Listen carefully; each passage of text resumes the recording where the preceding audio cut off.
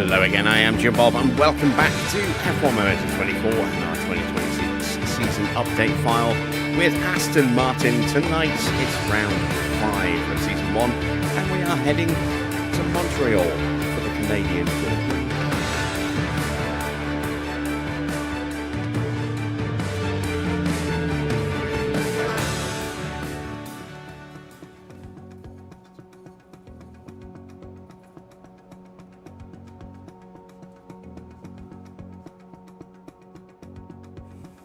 Help if I muted the mic, wouldn't it? Hello again, I am Jim Bob and welcome back. We are ready to round out the week with round 5 here in Canada. It's a circuit I absolutely love racing at, normally. However, given how slow we are, this could be quite a painful experience. Once again, we're going to be hopefully able to beat the Cadillacs, and probably only the Cadillacs. And even then, that's not a guarantee. There's a chance that they might have brought an upgrade here tonight. We'll find out when we get to the track. We don't have an upgrade. We were hoping to have a couple of upgrades for this circuit, but then of course the obligatory factory fire happened, and we lost the ability to build anything for nearly 2 weeks, 12 days. So those parts are now in production. If we head over, you can see we have our chassis. The first one will drop in 6 days. Our side pods, they will drop in 10 days. So a bit of a way to go on those. First one's going to drop in 3 days. Second one will be ready on a week after that. But yeah, I was hoping to have these upgrades because these are going to improve our top speed. They would have been perfect upgrades for this circuit, and now we're going to get them for Monaco, where speed is not really that much of a factor. So yeah, bit of a missed opportunity there, completely out of our control, unfortunately. The game does love to keep setting things on fire. So yeah, we'll do what we can on that. But yeah, that factory fire really did scuttle our chances of making some progress here tonight. So we'll just have to see what we can do without them. And like I said, hopefully we can take it to the Cadillacs. But it is going to be a tricky circuit. If we take a look at the prep here, it does say it's going to be cold. Maintaining tyre temperature might be tough. I actually think that's probably a good thing, because it means that we can actually push the tyres, make a two-stop work potentially, and get some real pace out of the car without burning the tyres up too quickly, too fast. We'll see how things go when we actually get to the Grand Prix. In terms of temperatures, let's take a quick look. Going to be 19 and overcast for Friday. We're going to have rain potentially on Saturday, quite heavy rain for this sprint, and then also for qualifying. And then, yeah, Sunday, overcast, cold, 17 degrees, but dry. So that's what we're up against this weekend. Let's see how we can do, shall we? Evening Dino, evening Wayne, evening Micon, evening Daniel. Good to see you guys. Hello to everyone else who is lurking in the chat. As always, please do feel free to say hello, and if you've got any questions, ask away. We'll see what we can do to answer those for you. So let's crack on, shall we? Let's dive into the inbox. We are missing an email somewhere. It might be this one. Yeah, that was it. That was the email. These are the current standings. George leads by 14 points over Kimi Antonelli. And then Max is third with 64 points. The first Ferrari of Leclerc is down on 52 points. And the first McLaren just 3 points further back on 52. Mercedes looking quite strong in the constructors standings. 176 points from the opening 4 rounds. And McLaren on 101. So quite a big gap. Red Bull only 10 points behind in third, and Ferrari struggling a little bit at the moment on 72. Hamilton's not had much luck in the actual races. Crashed in Australia, was taken out in the Grand Prix at China, but picked up points in the sprint, and I believe finished out of the points in the last Grand Prix, but picked up some points. Or no, did he finish low? I'm trying to remember whether there was a sprint or not last night. I think there was. Let's take a look at the drivers. Yeah, Hamilton picked up 4 points yesterday, Not a good round for him. If we take a look at the actual Grand Prix result from Miami, you can see in the race Hamilton finishing out of the points with a very sick car, but did get, let's say, 4 points in the sprint, which equated to 5th place. So he's had miserable luck so far this season. Let's see if Canada, one of his favourite circuits, actually becomes a happy hunting ground for him, and he actually gets a strong finish tonight. Because Ferrari need him to start picking up some big points rather than just sprint points, which is all he's been able to get so far this year. And with that, we are ready to set our targets. Let's have a look. We are going to play it safe. We're going to go 20th with Fernando and 21st with Lance, because even though there is the potential to get higher if there are retirements, I want to make sure I get some money in rather than no money by gambling big and getting nothing. So let's go to Montreal.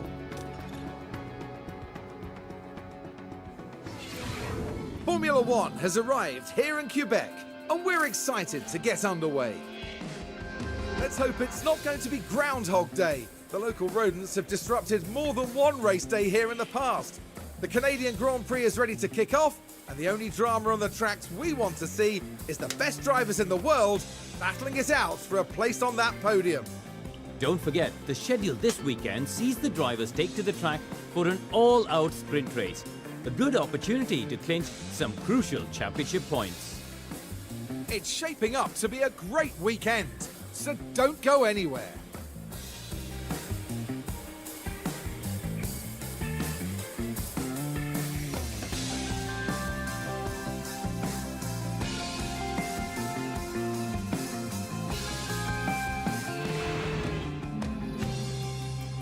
Internal rumours suggest that Lawrence Stroll accidentally set the factory on fire. Will this become public news or remain private? There was no involvement from Lawrence Stroll. Lawrence Stroll has spent big. I think it's more likely one of the many former team principals that's a little bit bitter about being pushed out of position that might have set the factory on fire. We will have to do some kind of internal investigation, yes. I can imagine social media in this universe saying that the factory fire accurately represents Aston. Thank you for that, yes. Thank you. Evening, Eric. Good to see you. Right. Let's get our cars set up, shall we? So we might actually have some parts to swap out engine-wise here. Not for Fernando for practice, but definitely for Stroll. Let's go ahead and do that. He's already almost killed 2 gearboxes. Crazy stuff. Right, there we go. That's his engine bits done. I'm debating whether or not to give him some actual better parts here. Let's see, we have got a spare chassis, so let's give him the extra chassis. But if he breaks it, he loses it. And he doesn't get another one. No, I don't want to look at those. Rear wings. Do I have a spare rear wing? No, I do not. Might give it to him after practice, ready for qualifying. We'll see. Side pods and suspensions. Don't have a spare suspension.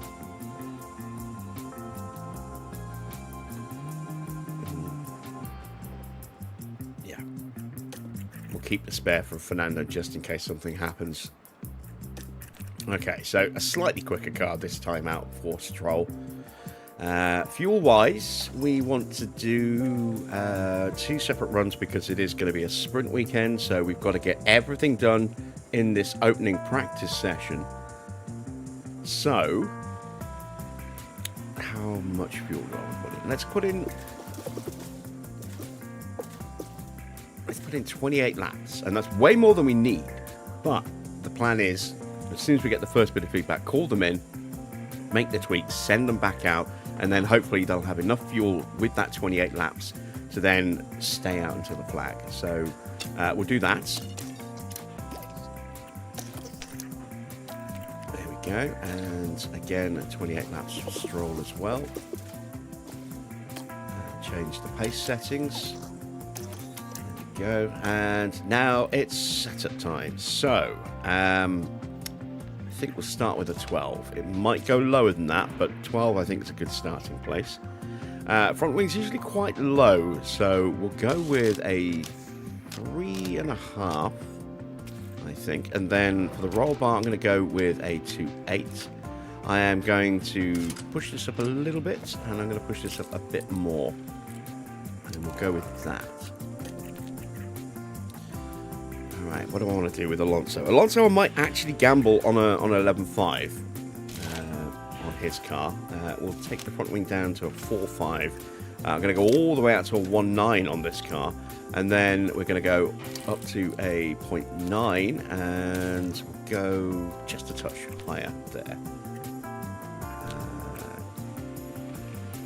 Yeah, I'll leave it at that.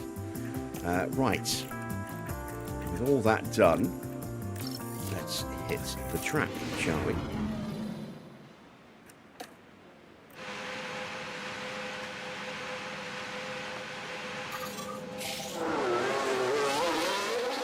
We'll let Lance go out early this time. So we've got some cars with some engine issues. Valtteri Bottas, Alex Albon, and yeah, I'm not sure which of the two Mercedes that is. That might be Antonelli's car. I don't know. And try and get some brake temp before you start the push. I don't remember George having issues, but I do remember Antonelli having issues in previous rounds. So I mean, he did have that damaged engine. I think that might still be Antonelli's car.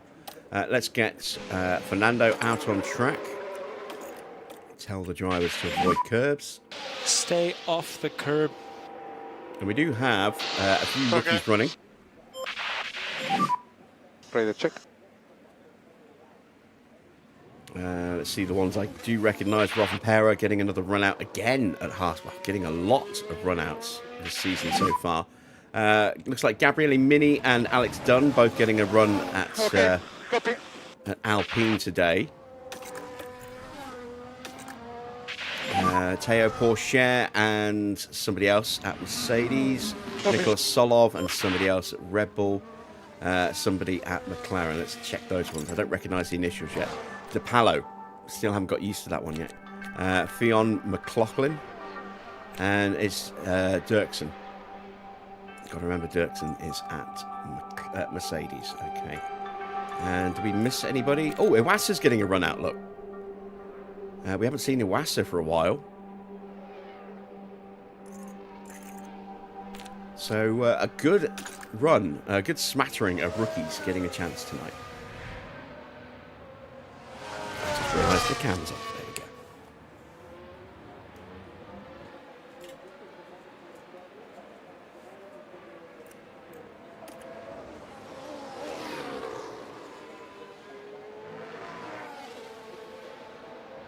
Which of the Ferraris is that? That's Hamilton coming out.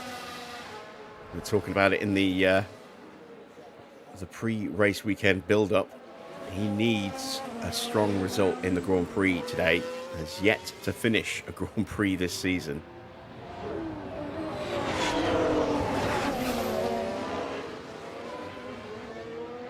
No, I think he's finished one, but let's see. Australia crashed. China retired. Can't remember what he did in Japan. And then out of the points in Miami. So yeah, needs a result here. Let me pop the database editor and have a little look-see.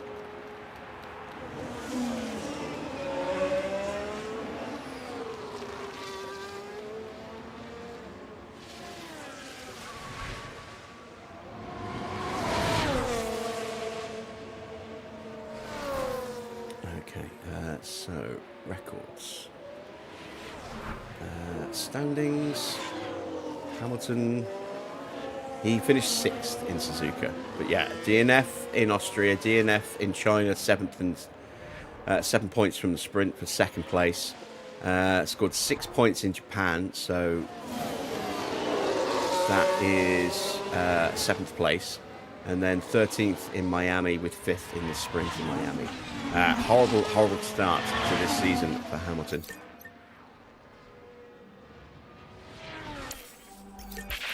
Speed time up. Check back in with our drivers. We are only 1 of 5 and the feedback so far.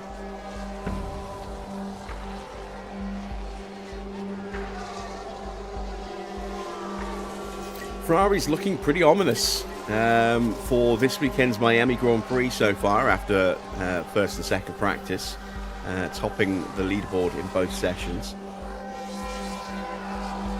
They were about half a second clear of everybody in the first session, but a little bit closer in the second session. Max, I think, a tenth, just over a tenth away from Hamilton, who was a tenth away from Leclerc. Well, no, Leclerc was a tenth away from Hamilton. Hamilton top. And then George about 3/10 behind Max, I think. There's definitely a little bit of work to do for Mercedes this weekend. We have an optimal rating for Fernando. So that's 97 to 100. Did we hit the magic number? No, we missed it by a point. Does everything feel okay? So close again. And a bit of work to do for Lance Stroll with 79%. Maybe he's going to need a setup like Alonso's. An 11.5 wing and what is it, 3.7 was it on his roll bar? I forget. 3.7 or a 2.8, one of those two. We might move him to match Alonso's setup because Alonso is so close. I'm just going to let him run a little bit longer, but we are going to call Stroll in.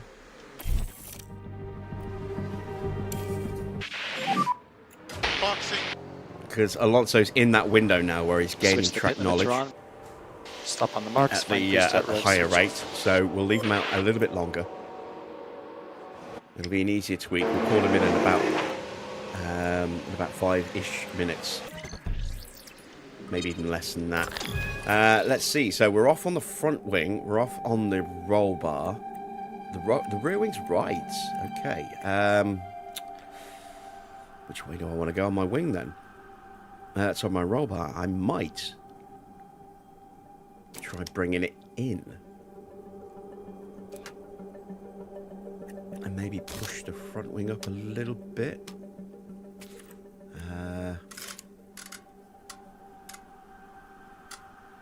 Bring that back a little.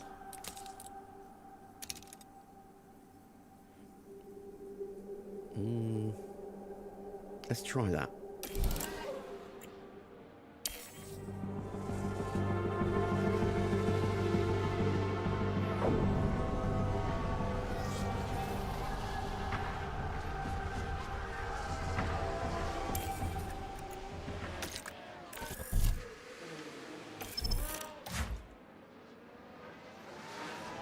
A little crowded on the little bit of tarmac that we're currently occupying. A few cars ahead, a few cars behind, all in close succession. Okay, copy, understood.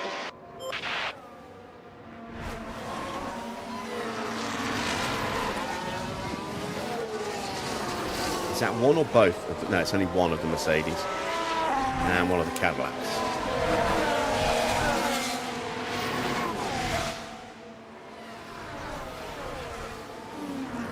The car isn't perfect. The car is perfect at 100. But it's damn close to perfect.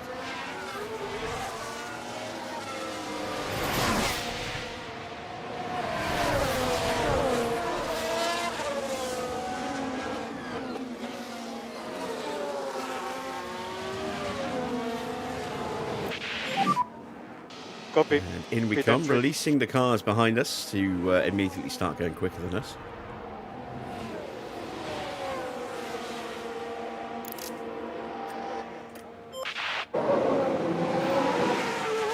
One comes in, the other goes out. Oh. I called him in early because there's no guarantee which way I need to send that. But I'm going to go Gonna go down one click.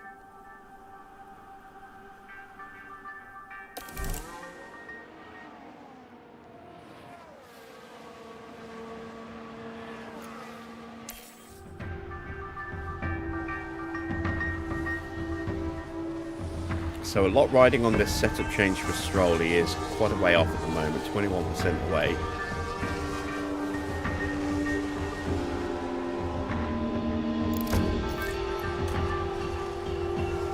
Out goes Fernando.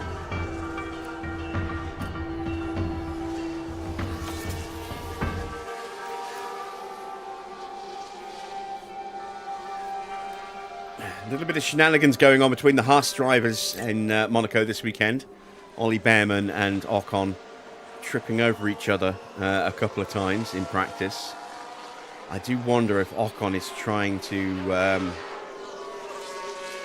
assert some dominance over Behrman, given that he has been outperformed by Behrman more often than not since they've been a partnership.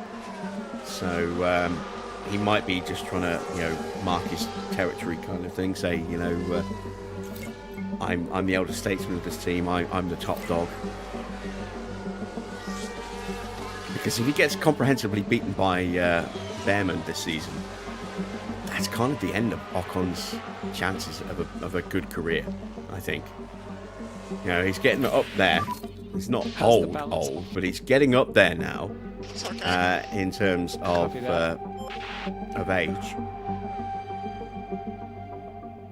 And the chance of a top team looking at him, if he gets comprehensively outdone by Behrman again this year, it massively dwindles. So he really needs to put his authority on that head-to-head, and it's not happening for him at the moment. We've made the car worse for Lance Stroll, if that's at all possible. What is my rating? Not high enough. Gonna need to spend more time on track. And make blind changes, unfortunately. Not much we can do about that.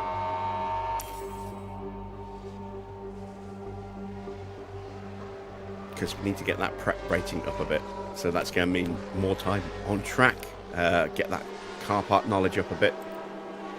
And then go blind on the setup changes and hope. And we went the wrong way on Fernando. But at least we know. And we can fix that and get it the right way round.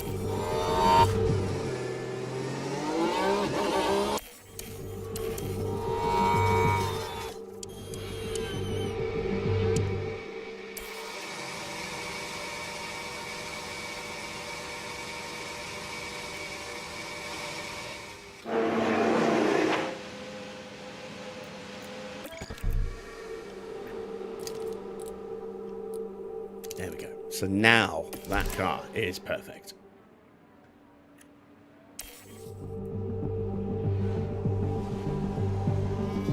It's also, looking at the leaderboards, slow.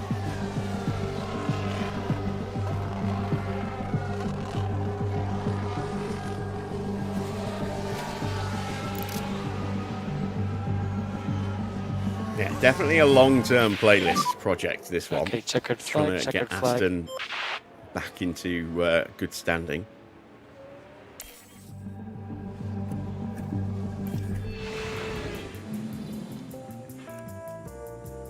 Right. Teo Pourchaire topping the timings. Wonder if we'll actually see him on the grid at some point in this playthrough. Let's push on then into sprint qualifying and see if we can actually make it through into the next session.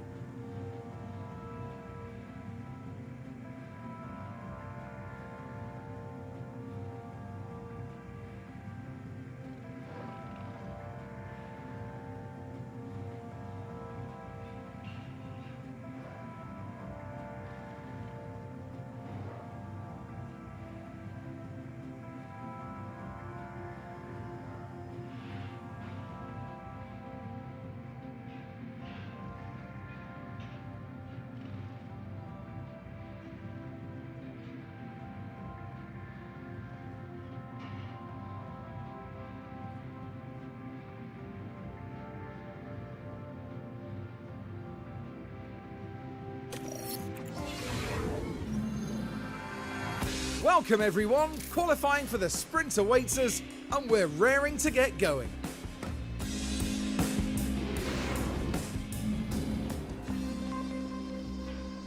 Okie dokie. We need to make some changes to Stroll's setup. Ooh, okay, way off. I don't even remember moving the front wing up to R5. Yeah, that needs to come right down. So that might end up being a 4.6 as a result. That needs to come back up. Oh, maybe not. Let's go back to a 3.7. There we go. I don't want to go any lower than a 2 on the wing.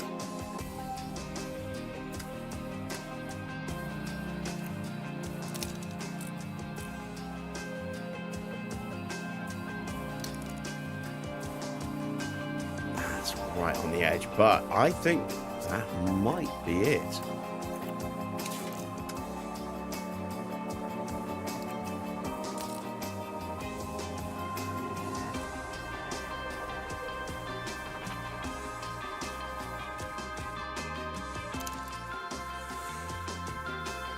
We'll go with that, I think.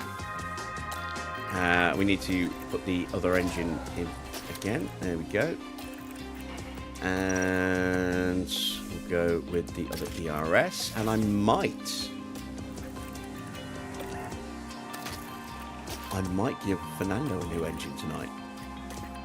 Let's have a look at Fernando's car parts. He's 6% away from the engine needing to start to come out. I think what I might do is leave this in for the sprint, see how he does for the sprint, and then maybe change it for the Grand Prix. Yeah, let's do that. So they are both ready to go out. Let's hit the track, shall we, and see what kind of pace we've got and whether or not we got it right with Stroll's car. Okay, green light, green light. No change to Antonelli's engine or Albon or Valtteri. So they are potentially going to run into some problems throughout the weekend. If it goes here in sprint quali, then that will be a pit lane start for the sprint, I believe. And if it goes wrong in the sprint, then they can change it for free before they go into main quali. But if it goes wrong in quali, then that's a pit lane start for the race. And if it goes wrong in the race, then that's just really bad pace, potentially retirement. So lots of different permutations. All of them will have some kind of benefit to us, depending on who it is.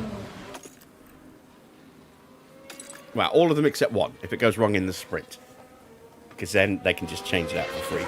And the sprint isn't going to help us that much.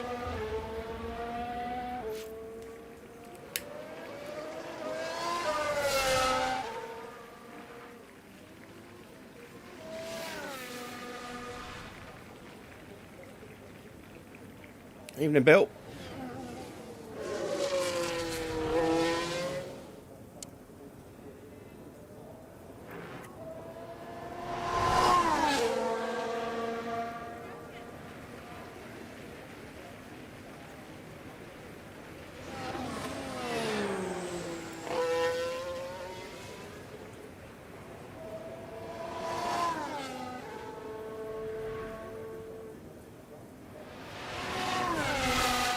There's a lot of traffic coming out You're in doing front a good of job Stroll. with that. Good gap ahead. Oh, he's going to hit So traffic. let's just start the lap. Oh, no. Right, the Alpine gets out of the way. There's a little bit of a lift there, getting past the Williams. Not ideal.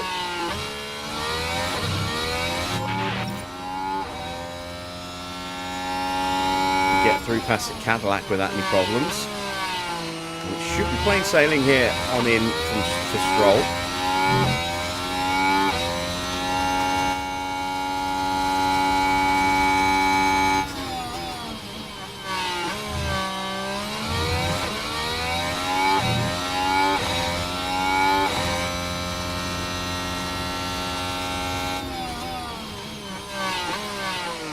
So we have a full battery at the hairpin.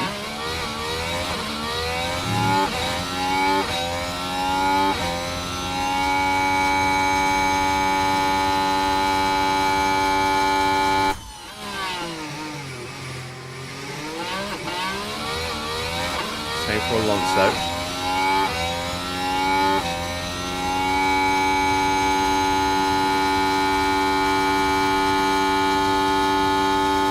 Stroll did the 24.1 in the opening sector thanks to that blocking. It's a 23.3 for Alonso. It's still slow. You compare it to the leader cars. Not too much difference elsewhere in the lap. A couple of tenths in the final sector, a tenth in the middle sector. Yeah, the first sector was the damage. But we are definitely going to be slow compared to everybody else. Right, Valtteri's on track. That was him just going through. Let's see what he's got in terms of pace, shall we? He's our main, him and Perez, our main rivals now. And possibly the Audis as well. Let's see, where is Hulkenberg?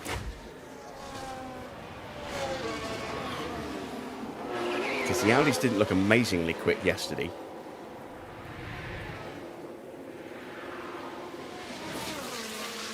But they're very much quicker than us today. Ooh. All right. Come on, Valtteri. Have a crap car, please.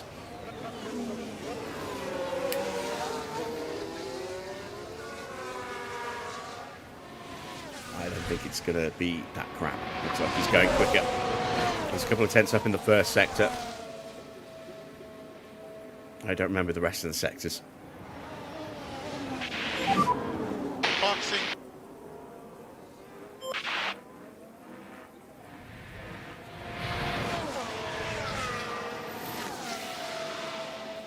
He is quicker by 6 tenths. Ooh, what about Perez?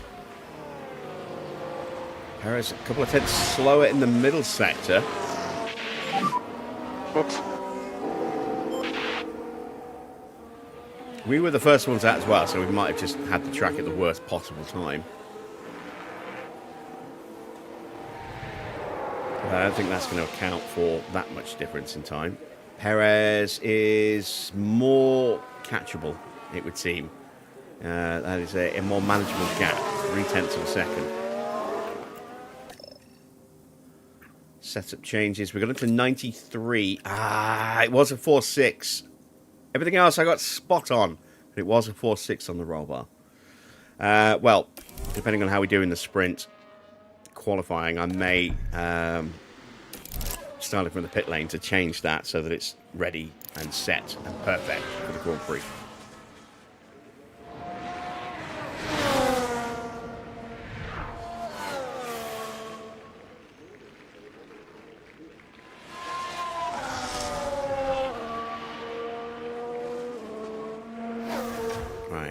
Bortoletto's on track. He's another car that we might potentially be able to mix it with today. Maybe not in the sprint, but I would think in the Grand Prix.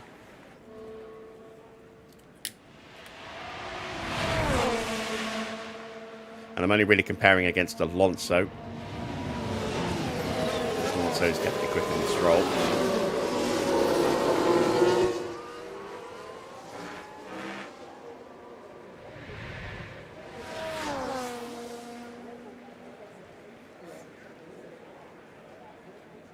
And Bortoletto is very much quicker than us. Again. Damn, he's a second quicker than Fernando. Hadjar pops up into 4th. We were talking about Behrman a moment ago. Let's see what kind of pace he's got today.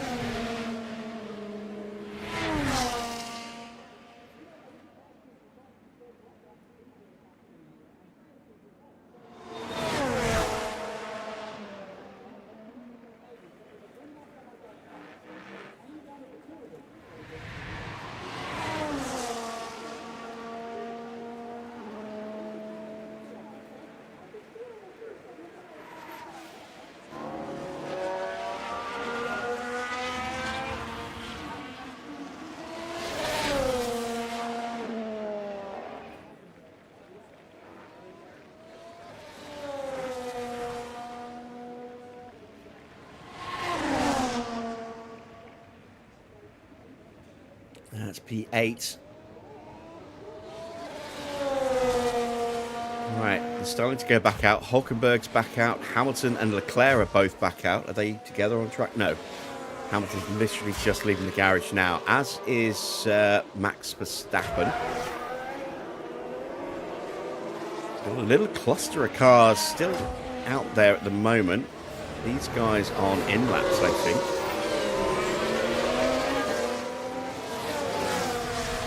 Look at them all. Are they on in-laps or are they on...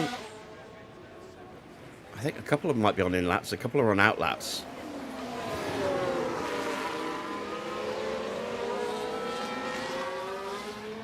Let's see, who is there? That is Nico Hulkenberg on an out-lap at the head of that little train of traffic. And then the McLarens are both on in-laps. The Alpine is on an in-lap. And so is the Mercedes. So, yeah. Late back to the garage for those guys. And there they go, all diving in.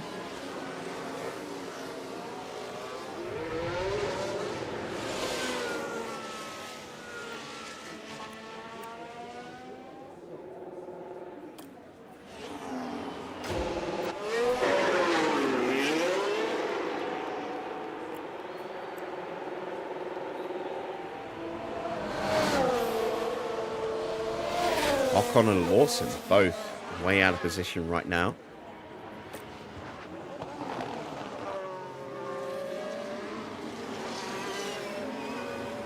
And we stay out of Leclerc's way. Oh, but the RB doesn't, and that is a scuffed, ruined lap for Charles Leclerc. So Leclerc not going to improve, but he's safe anyway in P4. Sprint will not mean much for the board. I don't think the board actually pays any attention to sprint results.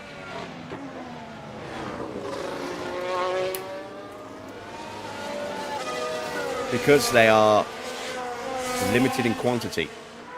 You know, there's only 6 a year. So I think the only thing that the board actually tracks is the actual Grand Prix results.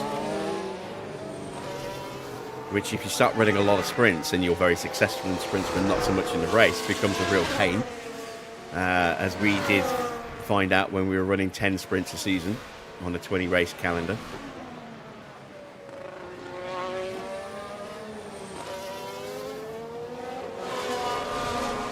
Got lots of really impressive sprint results and the board just didn't give a toss. They only cared about the Grand Prix.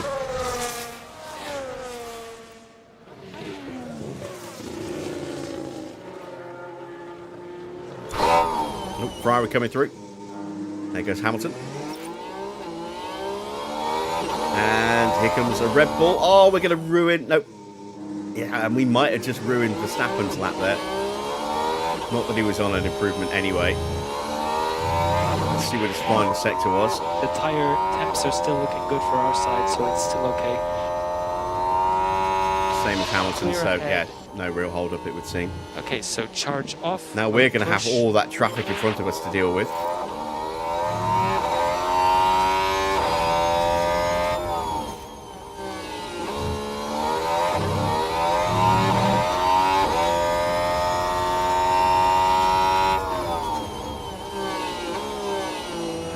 For Stroll in the opening sector. It's good because his first one was terrible.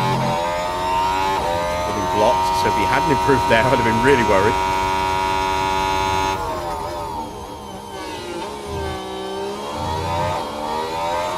Alonso doesn't improve.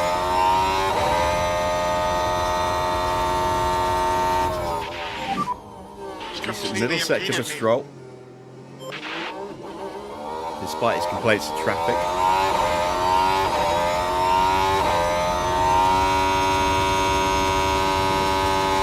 Alonso improving as well. Right, he's going to have some real traffic coming out of the hairpin here.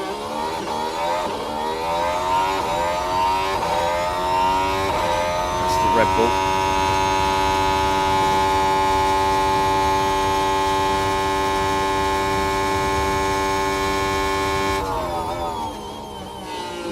Stroll improves his time, but stays bottom. What can Fernando do?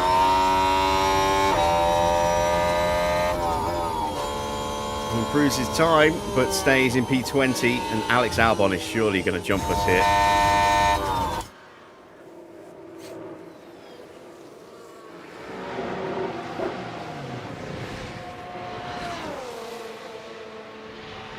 He does. but does not make it through. So Albon is out, along with Lawson, and then the two Cadillacs of Bottas and Perez, and our two Astons of Alonso and Stroll. And at best, we are 2/10 away from Checo Perez. Fire Stroll. Oh, we will be. But it's a question of when. He's out of contract at the end of the year. And I am contemplating maybe switching him with Ricardo. Putting Ricardo in the car and putting Stroll into the affiliate pool. But there we go. Qualifying is done. Well, SQ1 is done. Our qualifying in total is done. Let's see who sticks it on pole for the sprint, shall we? It is Lando Norris. Lando Norris takes pole with Hamilton in second, Verstappen third, George fourth, Antonelli in fifth. Then it's Leclerc, Oscar, and Colapinto. They will be the top 8 positions for points in the sprint. And then we've got Behrman and Gasly just outside, rounding out the top 10. Hadjar is 11th with Ocon 12th, Lindblad 13th, then Bortoletto, Sainz, and Hulkenberg rounding out the rest of the top 16. Yeah, we have got our work cut out for us today, don't we?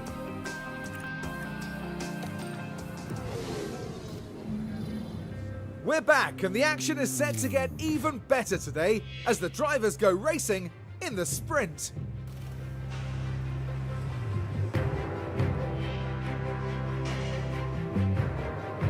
The big draw today is the opportunity to grab some extra championship points.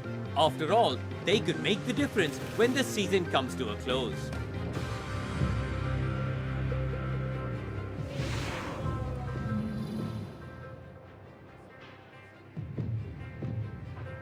So it's a very wet start to the weekend with our sprint here. 3.55 mil on the track. I don't think there are any changes to the sprint grid. Nope. So let's take a look. Wet weather tyres are being suggested. Let's see. Yeah, rain is going to get worse, isn't it? And then it's going to be... I'm not sure exactly how wet it's going to be.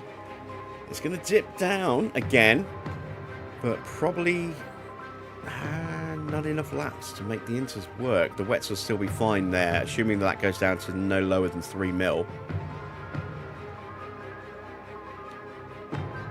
Looking at the graph, it's hard because this isn't a naturally straight line. It's hard to see if that stays about the same height there. I think it's slightly lower. So if we assume that that goes down to about 3 mil and then it's going to go back up to full wets again. Looks like wets is going to be the tyre to be on.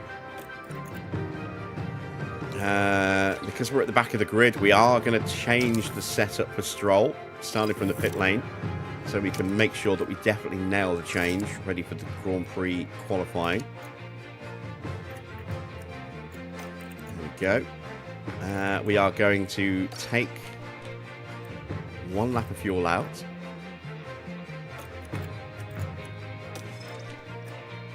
There we go. For Alonso, we are going to go very aggressive off the line. And for Stroll, we're just going to push the tyre and the fuel, but not the battery. No, we might as well push the battery as well. All right, there we go. We are prepped and ready. The start of the Montreal Sprint is next.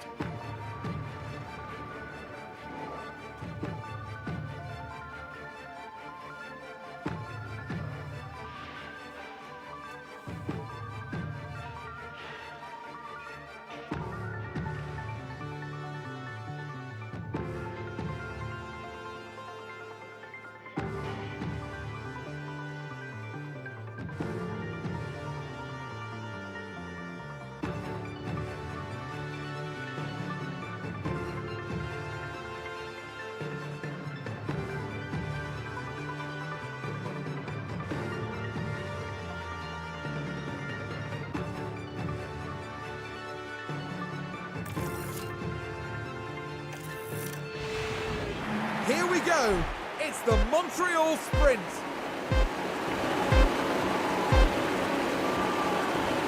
And it's lights out, and away we go.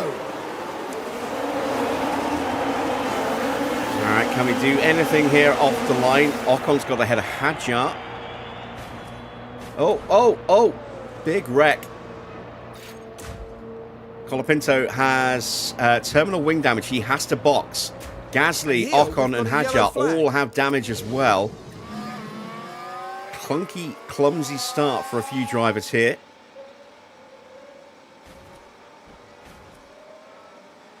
We might see some penalties being dished out here. And you can just feel the frustration from the team watching on the monitor. But yeah, that is terminal front wing And damage for Colapinto. He will have to retire. We've had a crash. Sorry, not have to retire. Have to box to fix that front wing. You just see everyone slamming into each other there.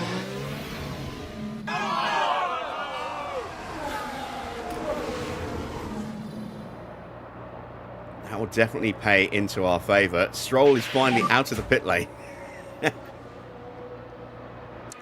Colapinto has got a penalty. And Alonso has managed to get ahead of Perez. 10-second penalty for Colapinto. So we're going to beat him today as well.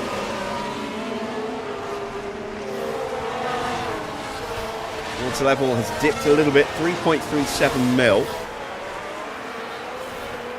Here comes Fernando, having a little look. What's it like out there? Down, but there's no standing water. Yes, fit into this. Yeah, I don't know, man. I cannot pass. Oh, really bad. Really bad slowdown. It's always been an issue around this circuit, but that's the worst it's ever been, I think. You got it, dude. Yeah. That's part of the graphical mod that we're running. It just does not like that camera angle.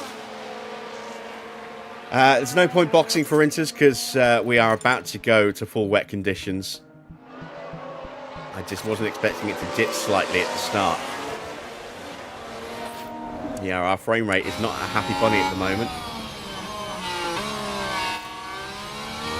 Even running like this, I'm only running at 23. And Colapinto's actually had to retire, so maybe he had more severe damage to the chassis or suspension, or both.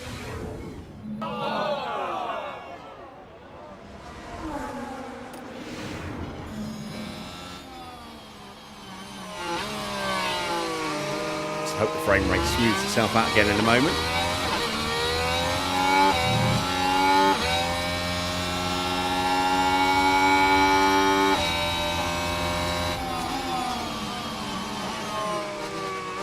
Close. We have the slowest car on the street. Ah, quit you whining. You got your GPT button.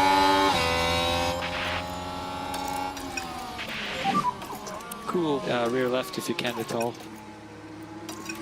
Yeah.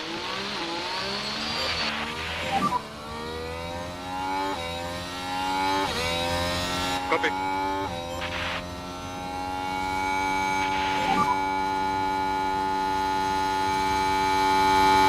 Copy.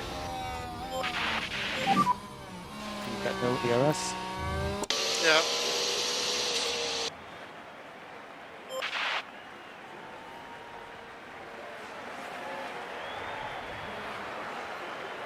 And there we go, frame rate just stabilized again.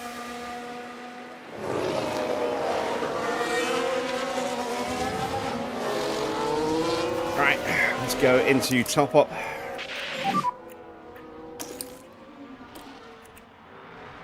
Copy. Okay, charge on. Let's see if we can figure out what the damage is to some of these other cars.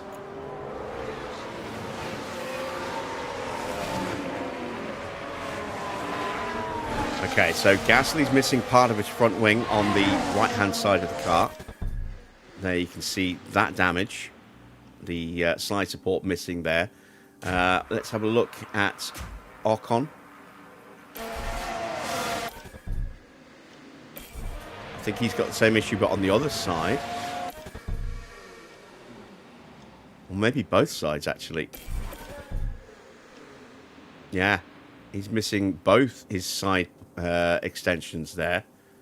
And Hadja.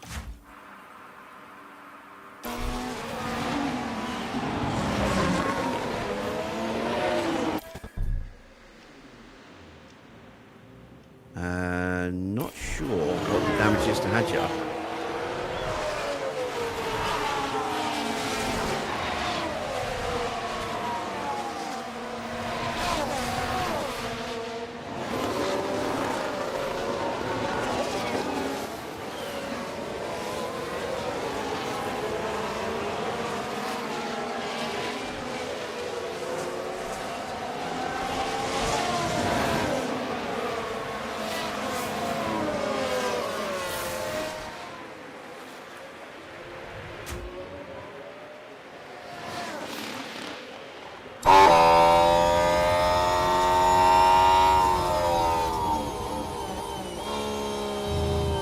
So a 10-second penalty for Colapinto will be, I think, a 5-place penalty. It's supposed to be 6, but for some reason it only seems to be 5 now, and has been for a while. I don't know why.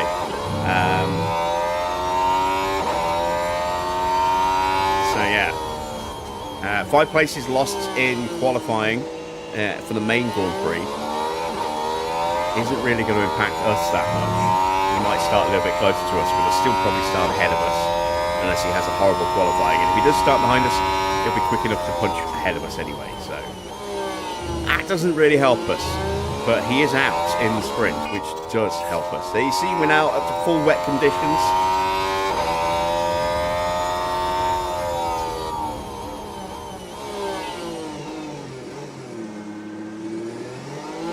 The tyres continue to cool down a little bit.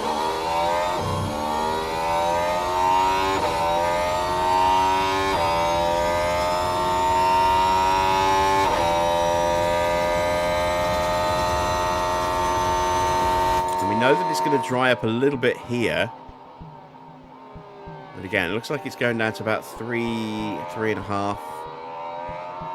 All we know is it's going to go damp in 10 minutes, but then it's going to get very wet again, and it'll be too wet for the Inters. So, although we potentially might have had a small chance to gain a little bit of speed in the opening few laps, it would only have been a few laps. It wouldn't have been enough to make this a worthwhile excursion on into tyres.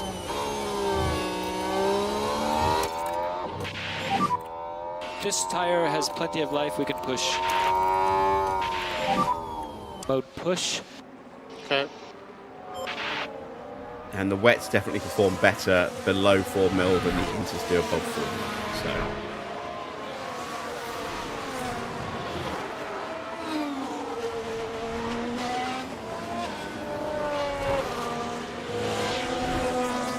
Potential crash. What do you mean in terms of game crash? I don't think so. What I am going to do is, because of that really bad stutter we're getting, we are going to just see if we can maybe improve that a little bit. Let's turn DSS on. I don't like to normally run DLSS, but it might smooth out the frames a little bit. What it will probably do is add more ghosting, and probably quite severe ghosting.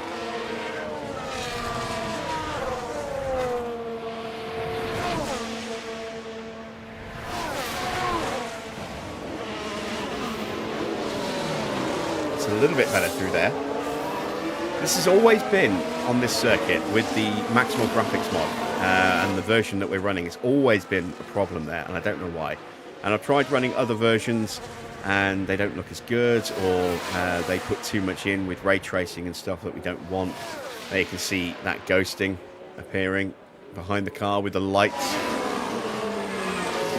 But given the conditions and the way it's affecting us more than normal here, we'll run DLSS for the sprint and then we'll turn it off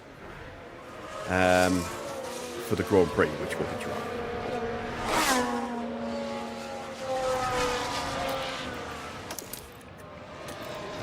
Alonso a bit more tyre pace now.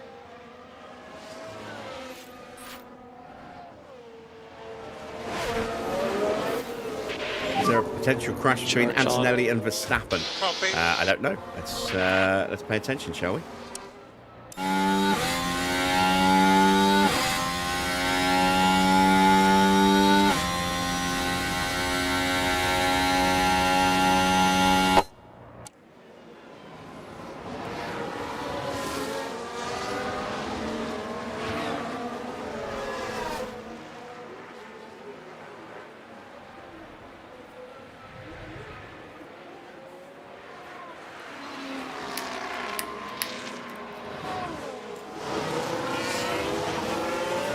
Norris comfortably ahead of Hamilton here. 3.4 seconds clear. Hamilton has Russell in close attendance. There's George. And then a little gap, back 2 seconds, back to Max and Kimi. There they are. Leclerc on his own in 6th, Piastri a little bit behind. Then you've got Behrman, Gasly, Ocon. Hadjar's really close to the back of Ocon. Let's see if he can find a way through. He's definitely got a quicker car.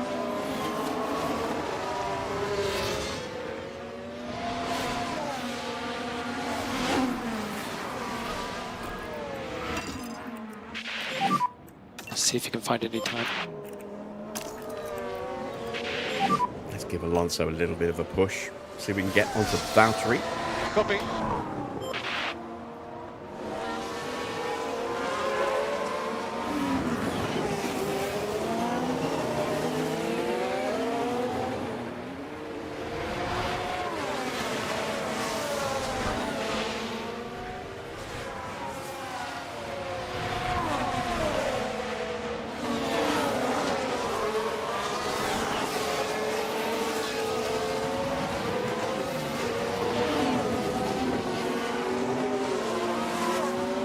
Still no way through for Isaac. Track's still getting wetter, but it's going to start drying up soon.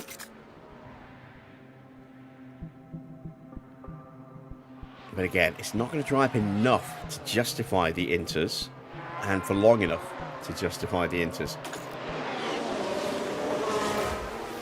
Alonso. Tyres are too cool. We need to be pushing fuel as well, but we can't at the moment because we are otherwise going to end up short of fuel. There we go. Getting some heat back in the tyres.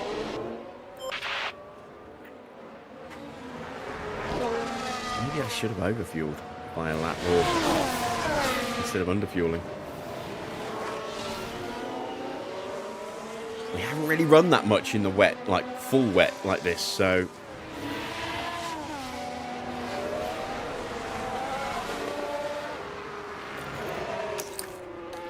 There we go. We're getting heat back in the tyres now. We're in the dirty air. Stroll not close enough to get any heat benefit.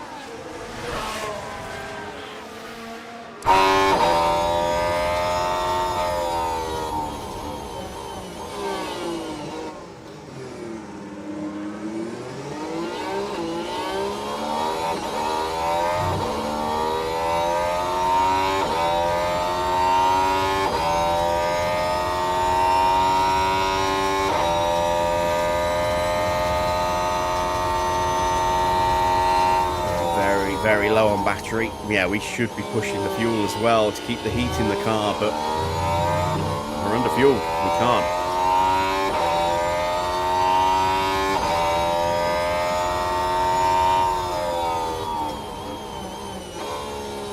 Still getting used to the difference in fuel saving modes.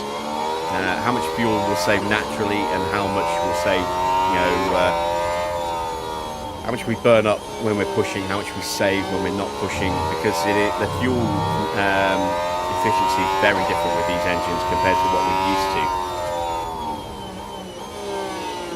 This is our first real test of conditions like this.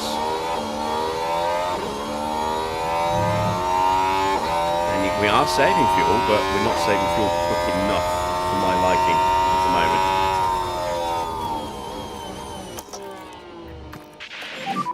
There is no boost in these conditions, so we may as well untick that.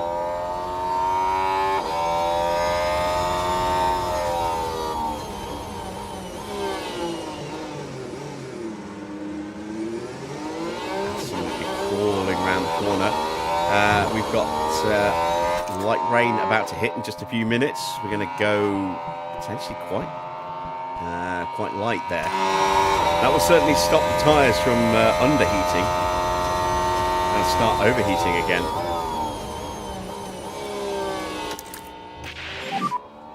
Charge on, charge on. Okay.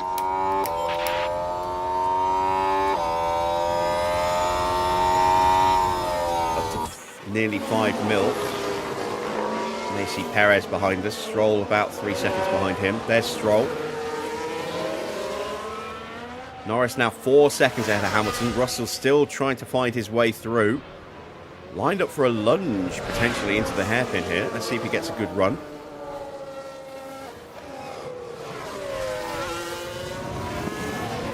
Thinks better of it.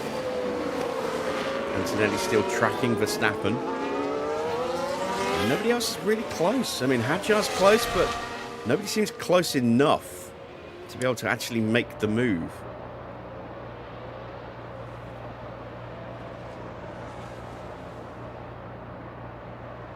Yeah, Russell's not closing on Hamilton down the straight.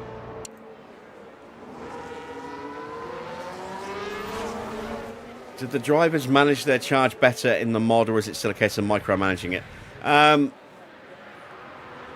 There's a lot less micromanaging involved because of the way that the charge works now. So the charge is not just your ability to push, but it's also used up automatically by the engine. So your battery is constantly charging and discharging.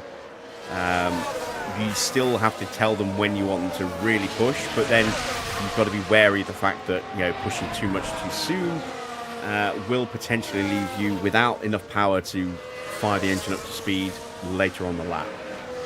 So it becomes something that you basically don't really touch unless you know you've got a little bit of surplus battery and you want to use that to try and close up, or you're behind somebody and you want to push past. And then you just go back to normal like this and leave them to it, basically. So there's a lot less micromanaging involved, but using the battery is tricky. Because you've got to pick your times just right. See the rain definitely easing off now.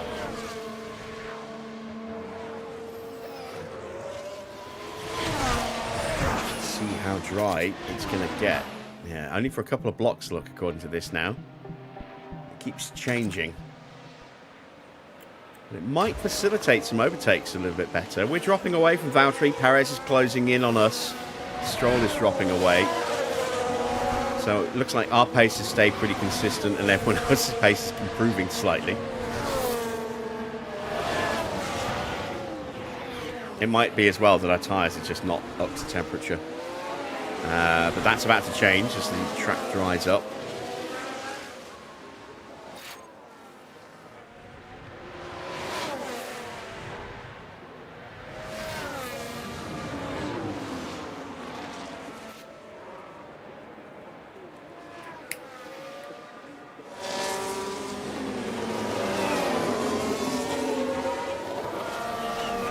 Down to 4.3 mil.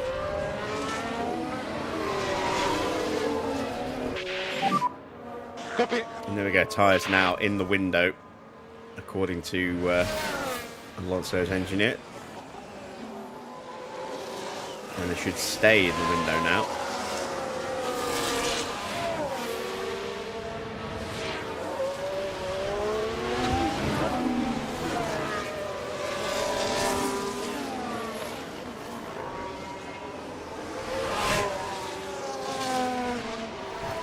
Tyres getting back up to 60. They should hopefully switch on in a minute. Stroll's done fuel saving, which is good for the second half of this sprint. We want to build up a little bit of surplus fuel. And they have dipped down again, but we're about to get into territory. Now it's a 4-window block.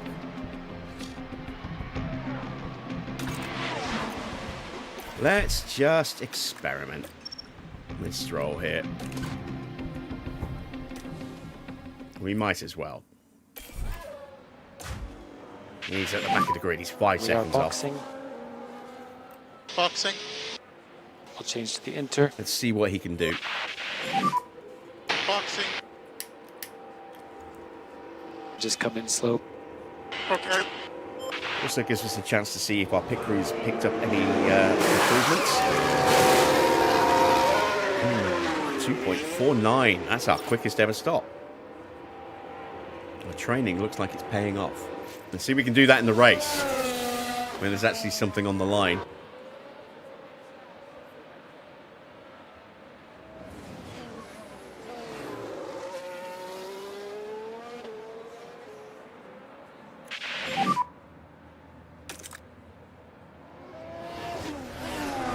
Perez ahead.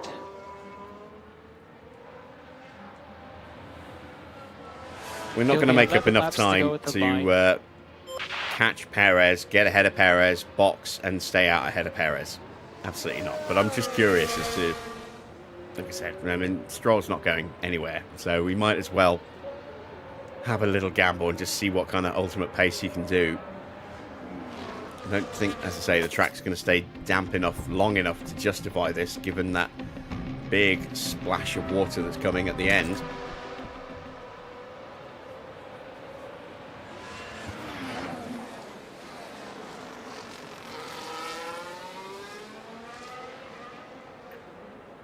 Alonso now has a little bit of an option here. We're going to try just saving fuel a touch for a couple of laps. Okay. Ease the tyres down a bit as well.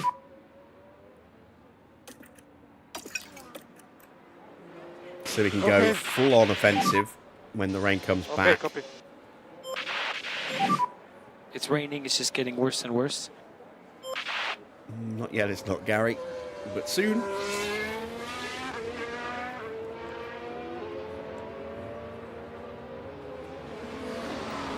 Let's see what our pace is on this lap.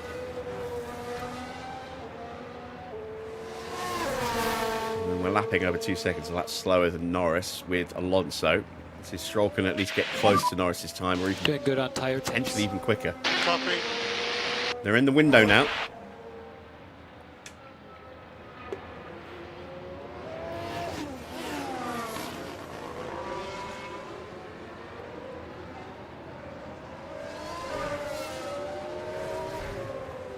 Gap isn't really changing. So the wets hold on very well to start with in these conditions. Okay.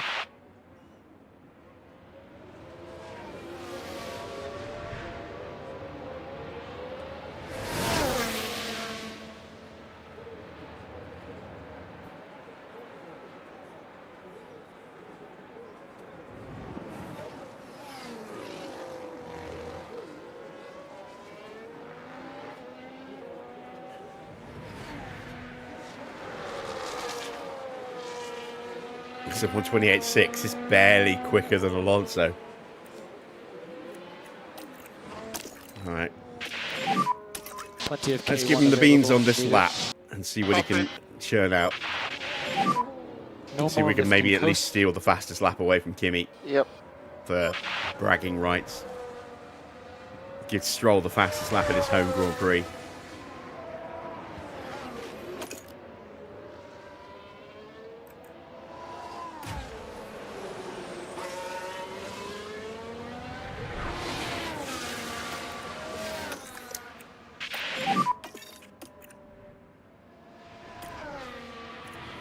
Copy.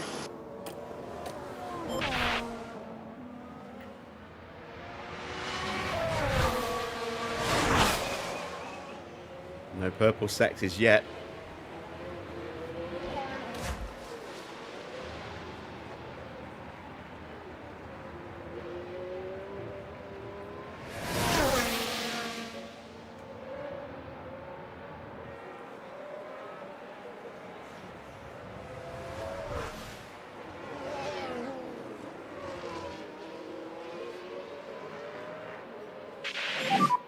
We can see the condition of cars on the... Yeah, I don't like to go in and actually have a look Copy. at exactly what's wrong with engines, but it's only engines. These aren't all engine issues. Some of these are bodywork damage, and bodywork damage doesn't show on the breakdown in here. It only shows engine issues. It doesn't show graphics issues. So Gasly, Ocon, and Hadjar, that's aero issues. It's Albon and Bottas who have powertrain issues, and Antonelli.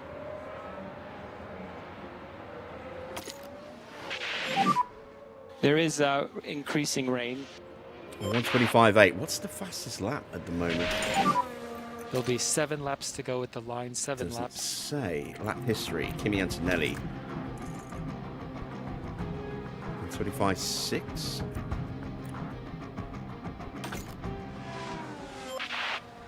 Oh, we just missed it. Look, we're out of battery now as well. So Okay, charge on. Yep. Perez is all over us. Yeah.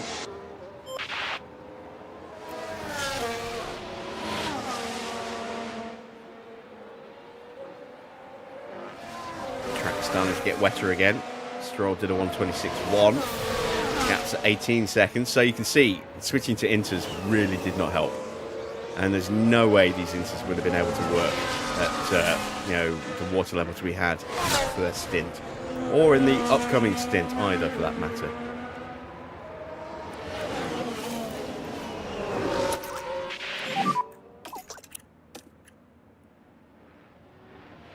Copy.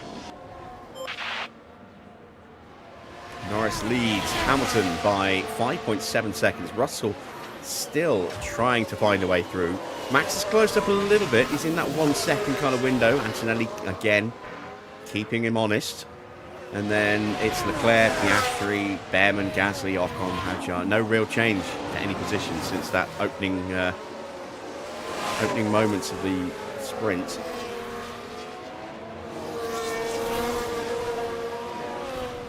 Just Norris is sprinting away to a victory here.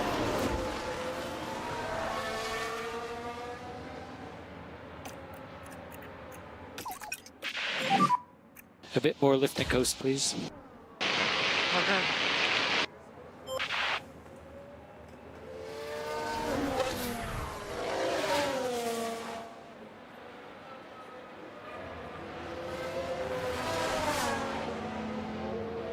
One thing I can definitely say is if our tyres are suffering like this, Perez's tyres are going to be suffering a lot more.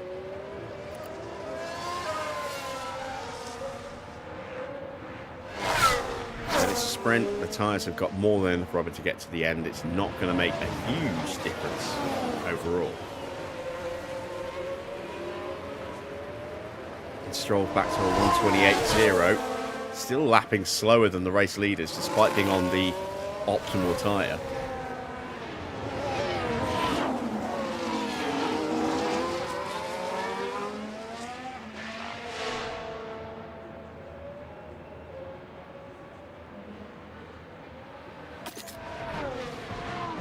And the big water is on its way.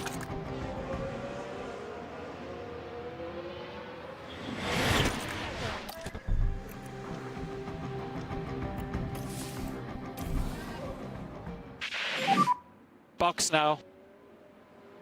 Okay, I'm happy to box. Let's see, you're putting Stroll back amongst the front runners will actually have an impact on this sprint.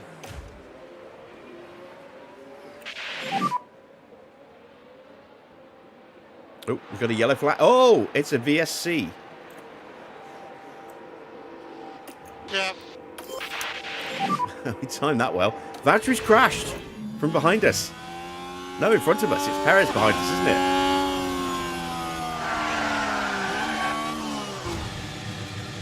That's It may be bullshit, And for but the crew watching on in the garage, that really must have... it works for me. Is he out? He's out. We'll come out behind Norris.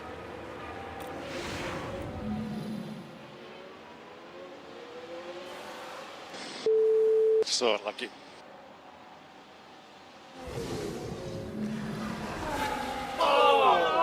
Well, luck is a subjective thing. It's unlucky for you. It's good luck for me. Puts Fernando up to P18.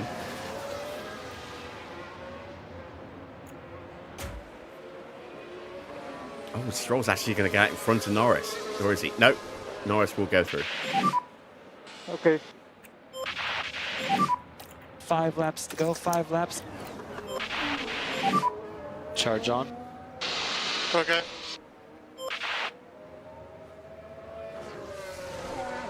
We are not going to catch Lawson, I don't think. We're probably about 8 seconds-ish behind Lawson.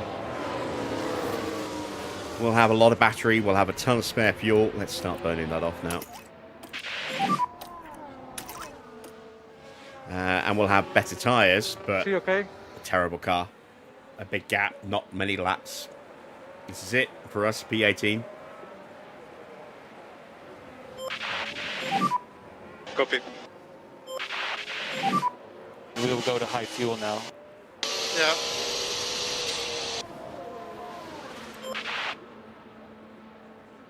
But there is a chance here that Stroll might have an outcome in the battles between Hamilton and Russell and Verstappen and Antonelli. Simply by being slow and in front of them, they are going to catch him.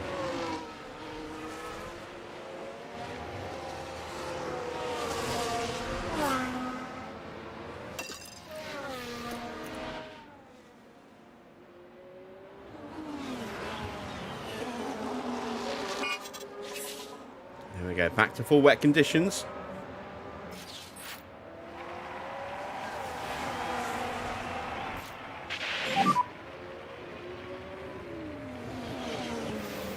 Copy. Gary Gallen's voice is so he is the calmest guy on the pit wall, isn't he?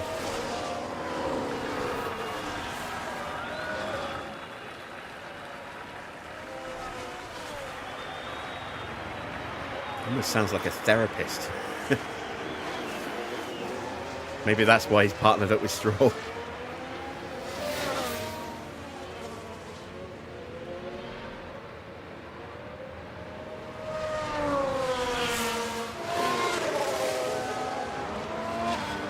Yeah, Hamlin with the best accent, though. You mean a French accent?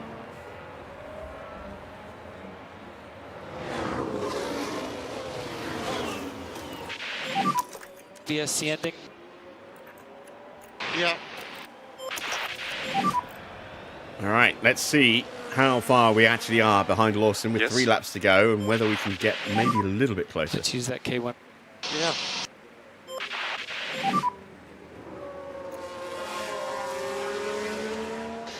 Copy.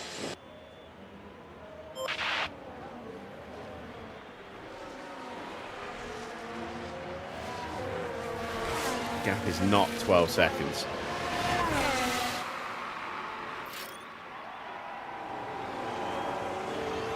Or is it?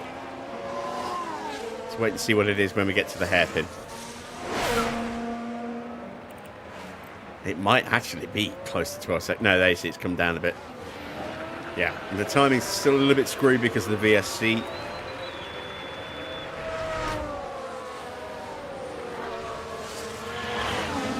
They might not actually catch Stroll yet. There we go. Gap is 10 seconds.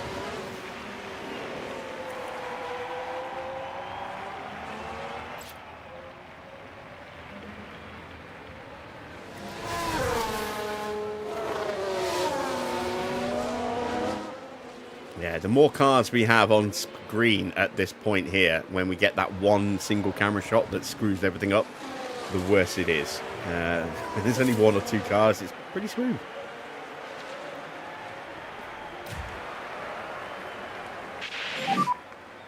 It has really tightened up. Oh, Antonelli was so close.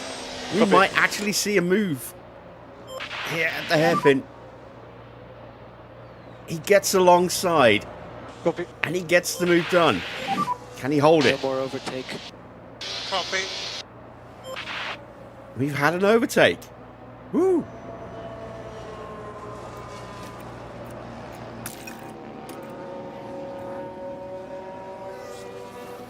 Max is going to come back at him because I think Antonelli might be out of battery. No, he's not. He's still got a little bit left. He's trying to have a look at George.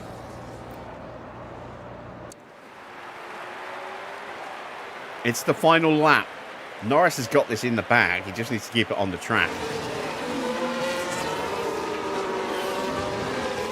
Hamilton has got both Mercedes behind. He's kept George at bay all this time, but Antonelli has finally got through against Verstappen. Is there another twist in this tail? Let's ride Hamilton's rear wing. Keep an eye on what's going on behind us.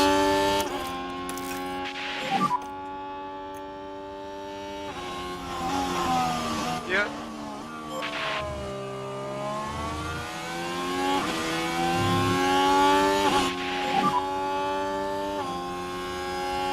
Oh, and they are coming up to Stroll. Okay, copy.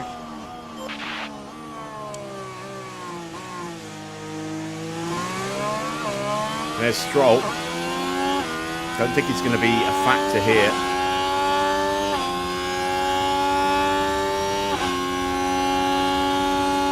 Is Verstappen closing on Antonelli? He is. Is he going to have a look? No, he's not. So it is going to be a win for Norris. It's going to be Hamilton second, Russell third, Antonelli fourth. Max will have to settle Lando for Norris fifth. with the sprint win. Checkered flag. And well done, Lando. You really deserve that win.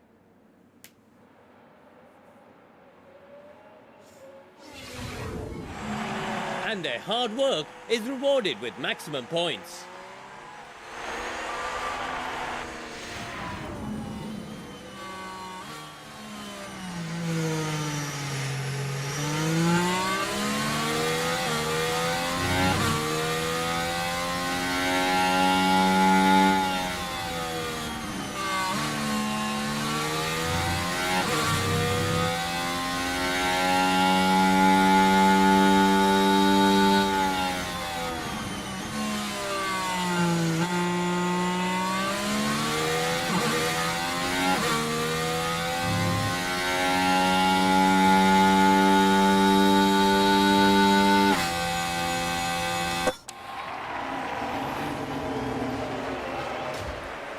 Alonso brings it home in P18. A long way behind. There's Perez, P19, and Stroll a lap down, leading home Hamilton and co. back to the pits.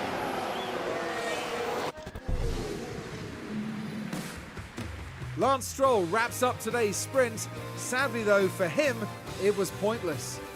P20 with very little promise, it's got to be said. Confirmation then of the sprint result. Lando with the win ahead of Hamilton. George and Antonelli both gaining a place. They finished third and fourth. Max down from third to finish in fifth. Leclerc in sixth. Seventh for Oscar, and it's Ollie Behrman who gets the final point in P8. Gasly in P9. Ocon in P10. And then a little bit lower down we have Hadjar, Bortoletto, Sainz, Lindblad, Albon and Hulkenberg. P17, Liam Lawson. 18th for Fernando Alonso. 19th for Perez. 20th for Stroll. Two retirements. Franco Colapinto involved in a bit of drama at the beginning of the Grand Prix into turn one. Suffered terminal damage and had to retire the car. And then Valtteri spinning out towards the end with a VSC brought out on after the crash on turn 4. Means that once again Valtteri, being the lead Cadillac, has failed to bring it home. That's becoming a bit of a pattern. Hello and welcome to the much anticipated qualifying session. The circuit Gilles Villeneuve isn't a permanent track, so circuit evolution is high over the Grand Prix weekend. Overtaking is possible, but getting a well-timed lap in qualifying will help any driver.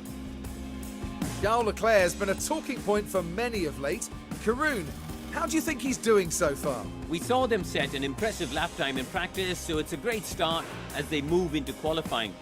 But as we all know, a good performance in practice doesn't guarantee success over the rest of the weekend. And you're right. Well, it's nearly time for qualifying.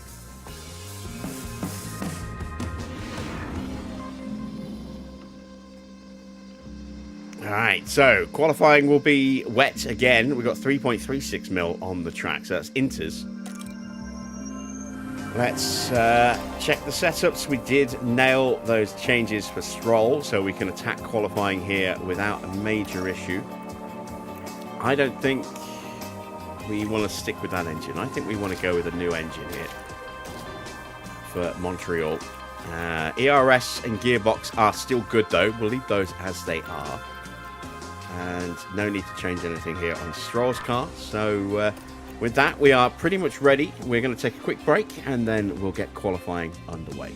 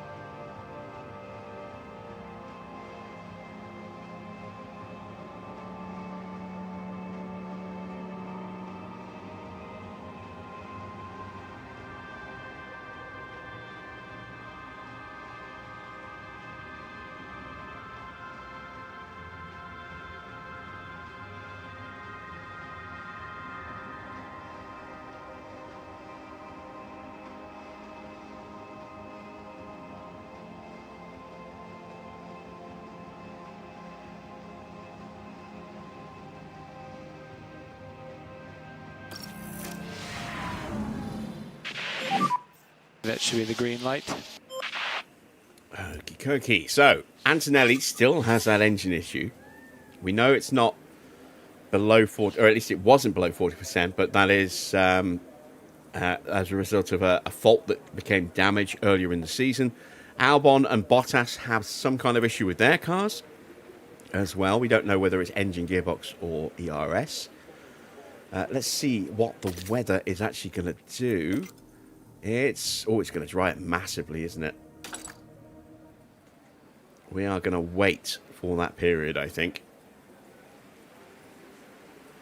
Is that going to be the lowest point? I think it is.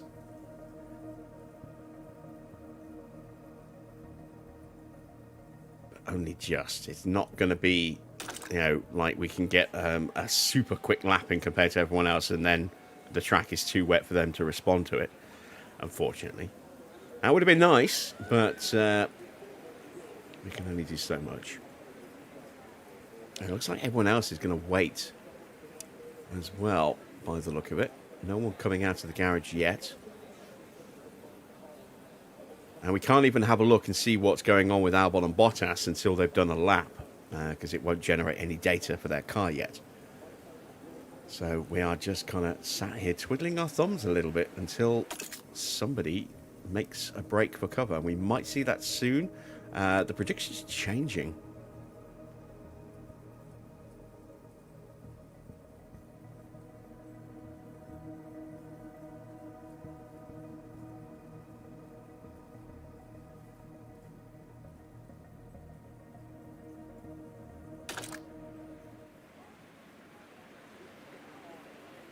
The AI usually judges it right, but not always. Sometimes they'll go out a little too soon. Sometimes they'll go out a little too late.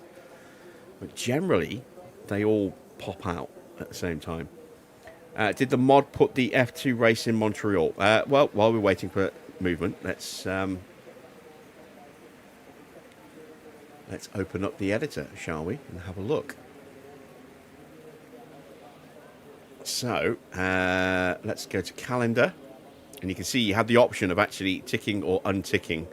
We can't on the race that's already happened, but we can choose whether or not we want to put an F2 or an F3 race in, like that. So Montreal, they've got F2 but not F3. Nelson, can someone tell me if ERS Battle Assist should be turned on or off?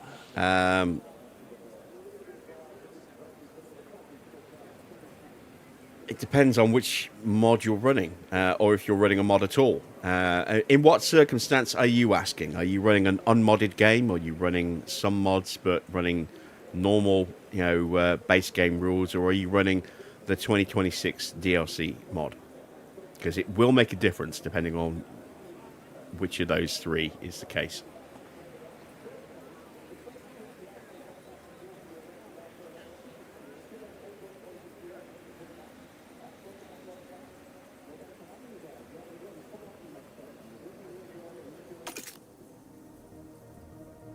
We might see some movement from the garage very soon. I'm planning on leaving the pits in about 2 minutes.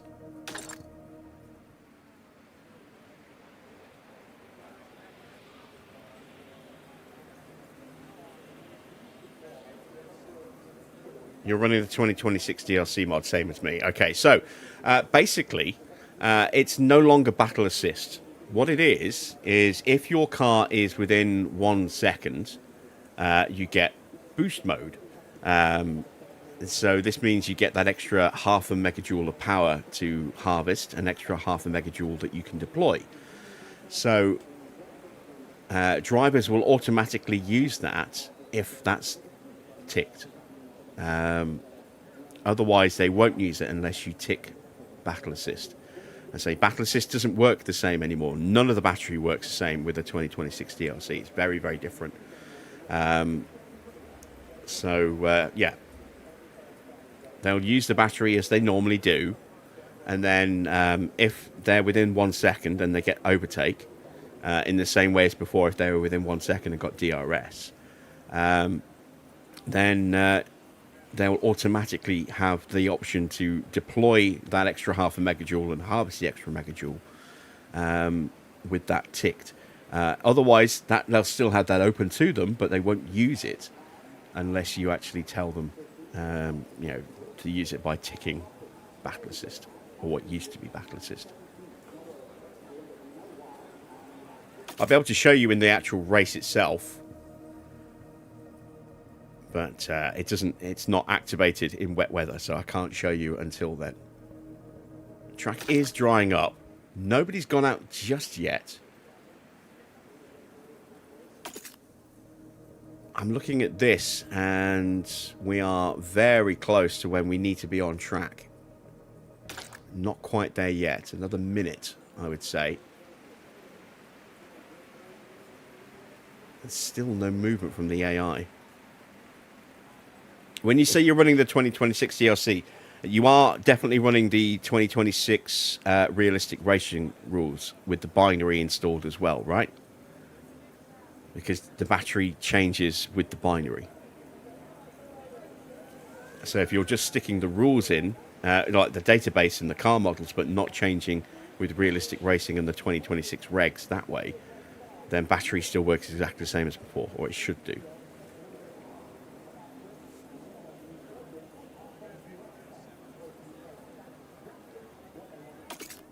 Still no sign of anybody else, and I'm starting to get twitchy here. I'm starting to get very twitchy.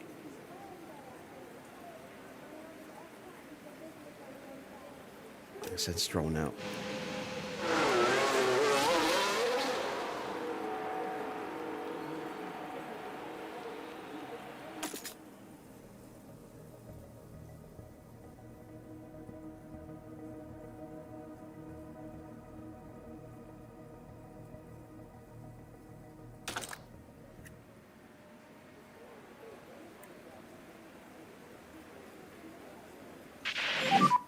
Try and work on the car a little bit.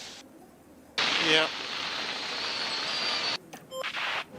I might have gone too early, but the AI hasn't budged yet. But I want to make sure we get this lap in when the track's in the right condition. As I say, sometimes the AI waits too long.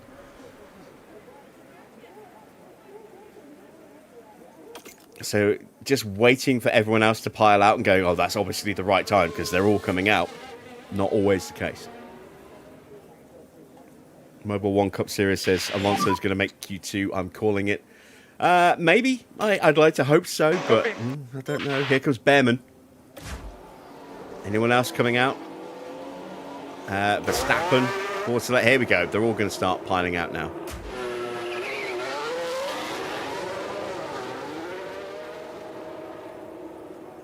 So, have we gone too soon? Have they left it too late? I think I might have to abort Stroll because he's going to have so much traffic. I'll call him in and send him straight back out again.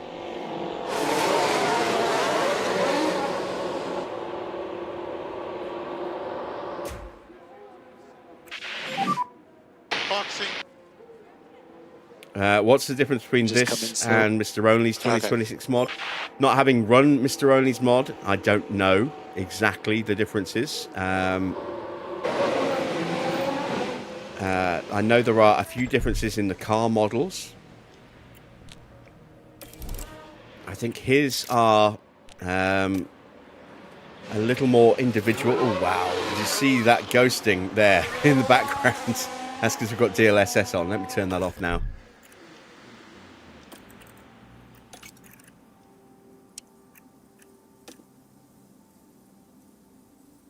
Because it's he's working on his own and it hasn't got any other projects that I know of going on in the background, unlike Sector 33 who are working on multiple different things at the same time. And because, you know, he's continuing to do that post-release, I think he can go in and he can make modifications to the car models individually and make them more individualized. Whereas the Sector 33 car, they had to really push to get it out when they did. And there are some minor differences between the cars, but they're not as completely individualized as we've seen in the past. And that's simply because of time constraints and other projects going on as well. I haven't looked at his database, so I don't know if there's any difference between that and the Sector 33 database. I'm guessing there probably will be some differences. Beyond that, the biggest difference, Mr. Only locks all of his stuff behind a paywall on his Patreon. Sector 33 have given this out to everybody for free, and they will continue to do little updates here and there. They've already fixed the database issue that was causing crashes. There is something else coming, which is on my game, which is not on Mr. Only's game at the moment, and that's animated wings.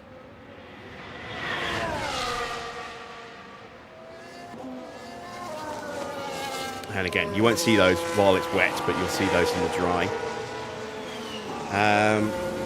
But yeah, the biggest difference is that you're going to have to pay to get Mr. Only stuff. Sector 33 have given everything away to everyone for free. And will continue to do so.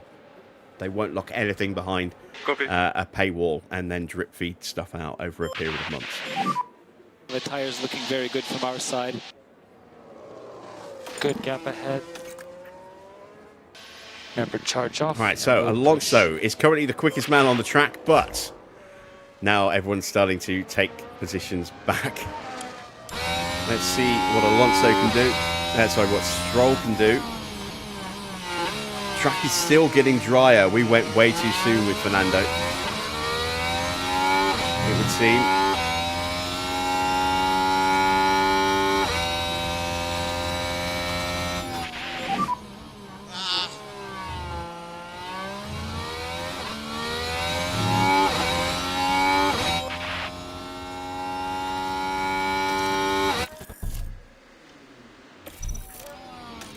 Let's get him back in ASAP and try and go again.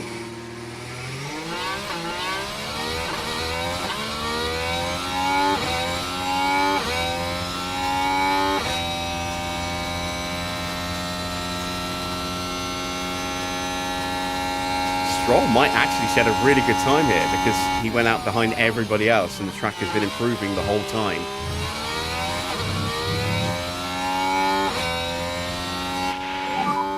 Whoops.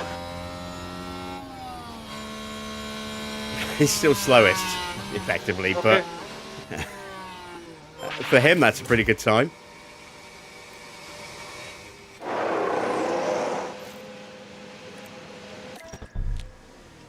Send straight back out. Go, go, go, go, go.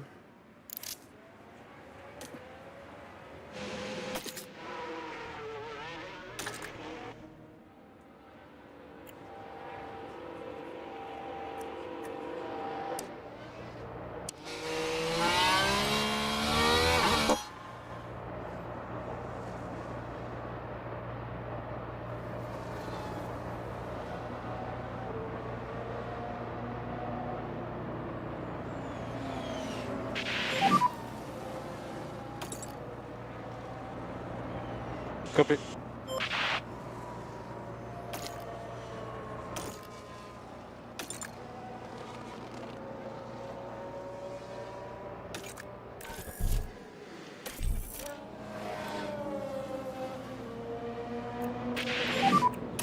Ready, lad.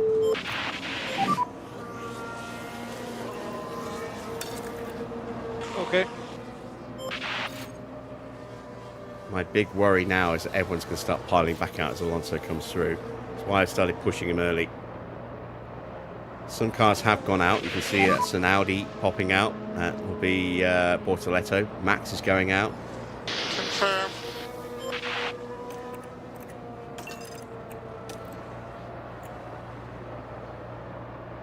Antonelli's going out.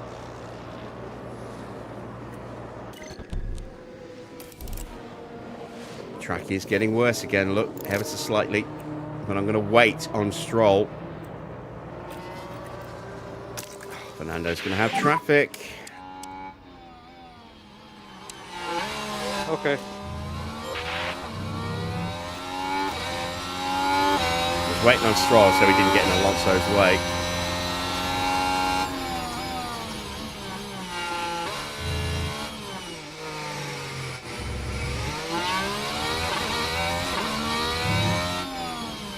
Oh, come on.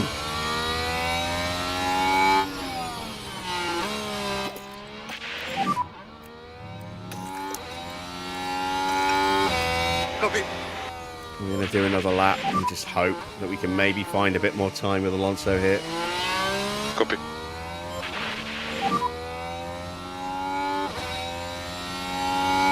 Copy. Try to get some brake temp before you start the lap. Yep.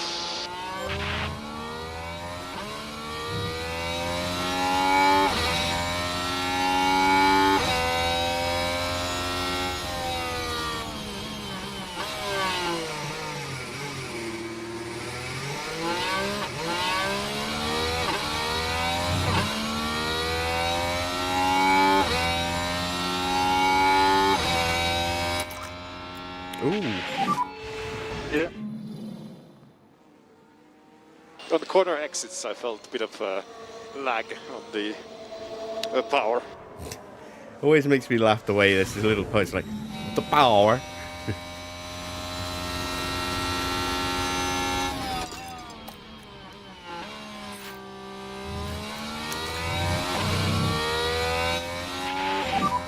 Yeah, okay.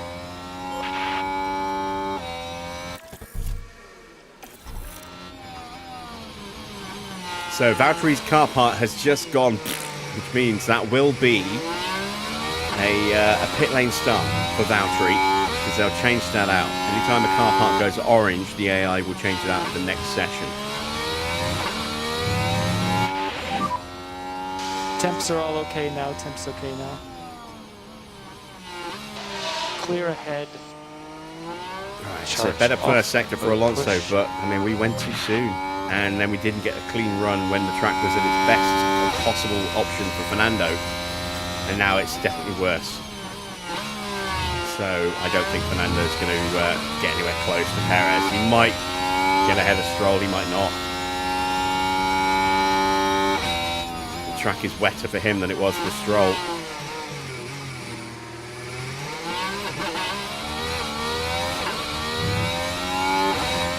Max improves to P3.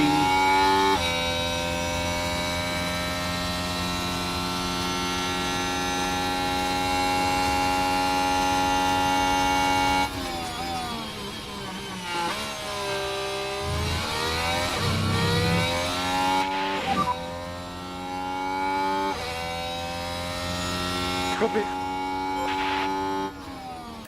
And he does. But it's a question of where could he have finished. Yeah, copy. Okay, copy. A lock up for Lawson. I wasn't quick enough on that one, but Lawson is in the pits. Okay, we're out of the RS. Okay, he must have locked up just as he was pulling into the pits then. Oh, we got a red flag. Red flag. It's Alonso run out of fuel. Yeah, Alonso's run out of fuel. Oh, that means Ocon and Albon are out. As are we. No surprise there. But we have inadvertently knocked out Albon, Ocon as well, because they did not complete their lap in time. Bottas and Perez will join us, and Valtteri will have to start from the pit lane, I'm sure of that. Let's see who puts it on pole for the sprint. And it's Kimi. Kimi Antonelli will start this sprint on pole ahead of Lewis Hamilton. Max in third. Then it's Charles Leclerc, Isaac Hadjar, Oscar Piastri, Ollie Behrman, Russell, Norris and Gasly. Russell down the order a little bit here. Hulkenberg, Lindblad, Sainz, Bortoletto, Lawson and Colapinto will start 10th to 16th, 11th to 16th. But Colapinto, remember, it's got a 5-place penalty. So he will start 1, 2, 3, 4, 5. And with Bottas not on the grid, he'll start behind Stroll, I think. We'll check the starting order in just a moment.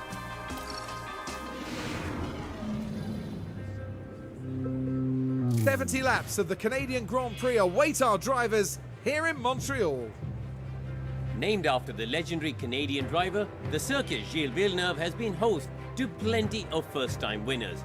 Jean Alesi, Lewis Hamilton, Robert Kubica and Daniel Ricciardo all got their maiden victories here. Gilles Villeneuve is a quick, free-flowing circuit in parts, with a stop-start aspect thrown in for good measure around the chicanes and hairpin bends. Medium-speed downforce will play a large part in avoiding the wall of champions and ensuring success at this iconic track. It's race day, with the teams and drivers ready and raring to go.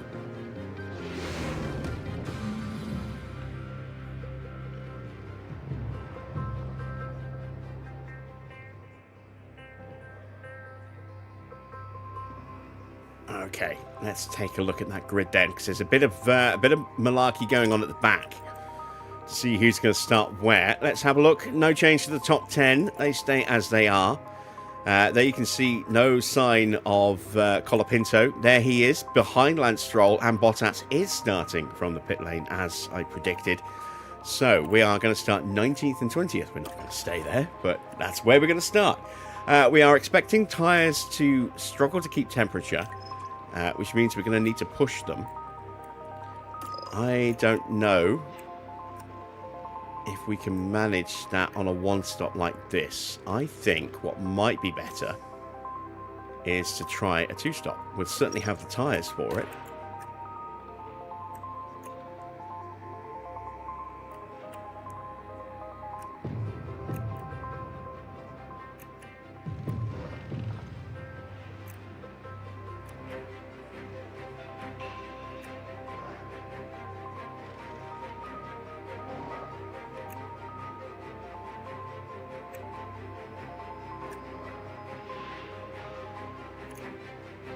I think that is our optimal strategy here. Let me just confirm that.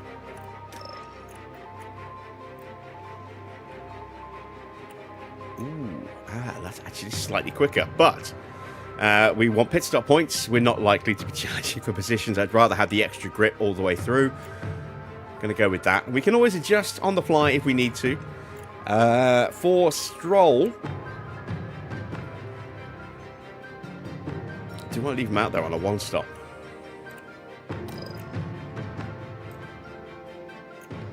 Don't think he'll make it, because we're almost certainly going to have to push the tyres like that there. Actually, no, I do want to cancel that, don't I? Let's have a look at a two... don't delete. Let's have a look at a two-stop. We'll start him on the mediums, and then go medium, soft, soft.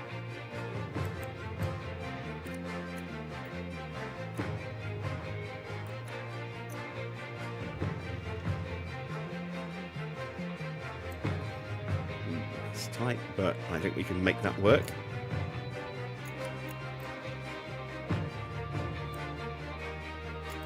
There we go. For fuel, we are going to not add or take out any fuel. Let's see how much it is per lap. It's just 1 kilo. Oh, wow. Okay, good to know. Let's push off the line.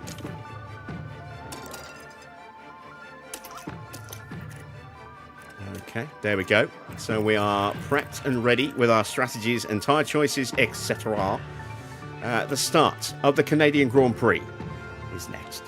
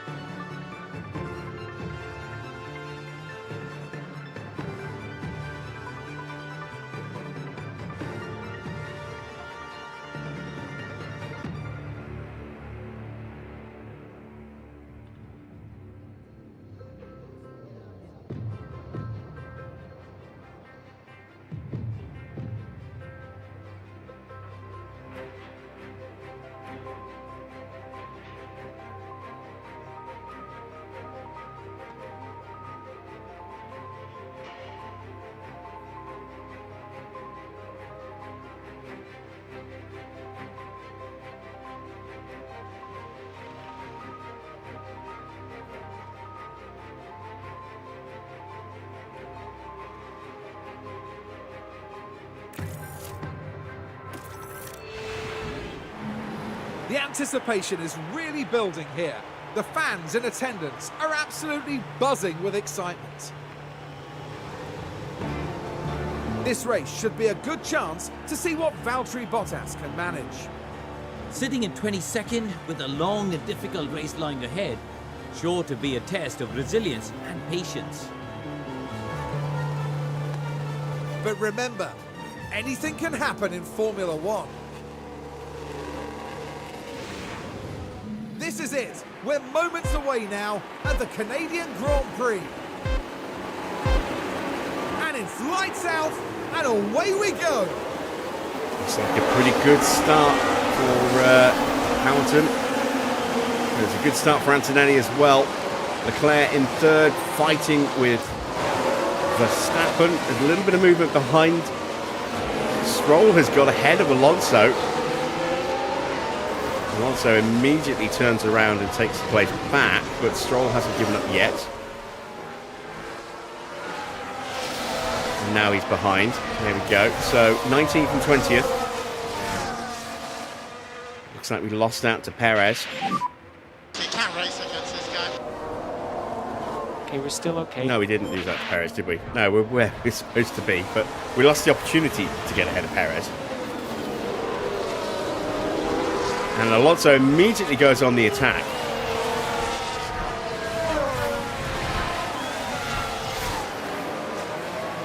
And he picks off Perez. And I thought for a second we might have a look at Ocon as well, but Ocon kept his car in the middle of the track there.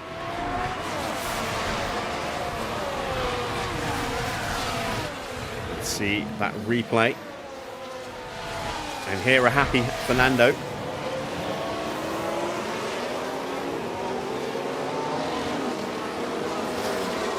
Yes.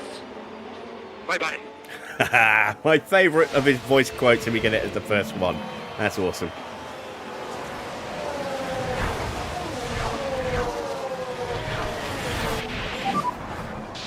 DRS enabled, DRS enabled. And looks like Stroll is having a look at Perez in the background. Stroll goes rattling on through.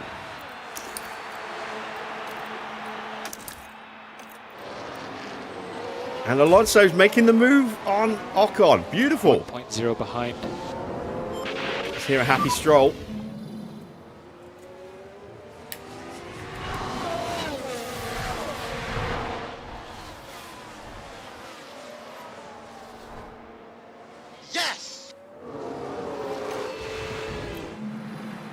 And we might get another replay in a second for Alonso and Ocon. There it is. Let's see what happened there. Ah, we don't Now get the look, audio. here we head into turn 2.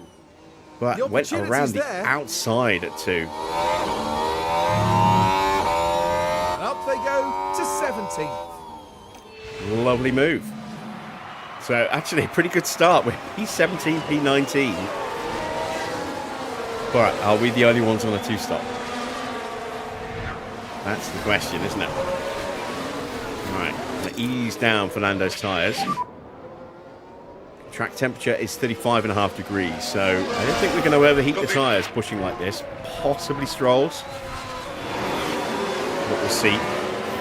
We will probably ease his off at some point. You can see here we've got our boost/override activated. This is for, as I say, when we're in that 1 second and we get that extra half a kilojoule of deployment and harvesting power. We're going to lose that against Albon because we're not close enough. As Max sets the fastest lap.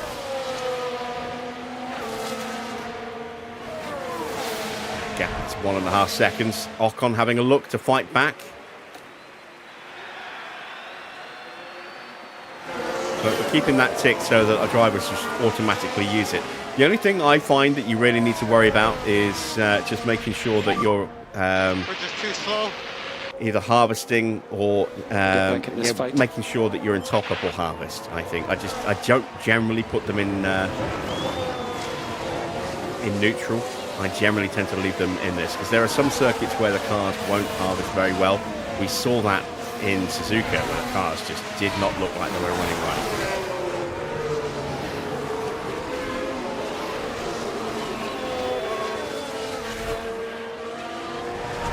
Ocon goes through. Alonso still has the inside line. And he's backed out a bit.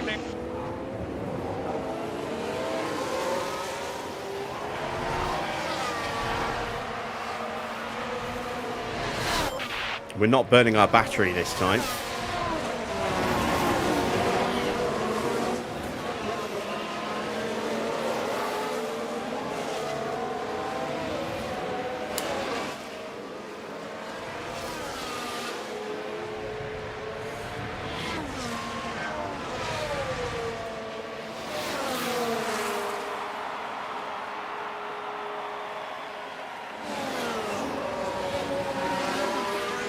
Oh, there's one other thing about Mr. Only stuff I forgot to mention, Nelson. And that is, if you want to put liveries on his cars, you either need to know how to do it yourself or you need to buy liveries from him. Because he uses a different car model than the one that Sector 33 have given out to everybody for free. So liveries that are on overtake almost certainly will not work on Mr. Only's cars.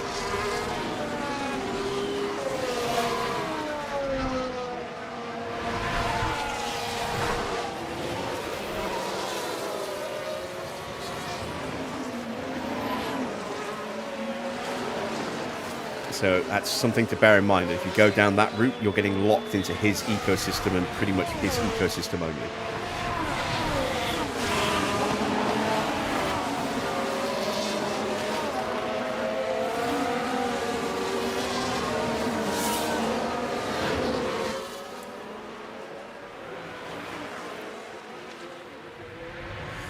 Right.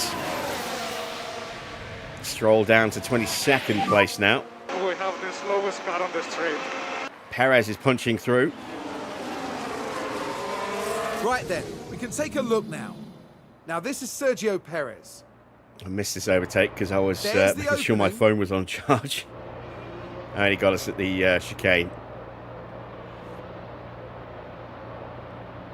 And that sees them move up into 18. Right, where is Valtteri? Valtteri's still behind, but he's ahead of Stroll. You can see Stroll's tyres on maximum push are not overheating.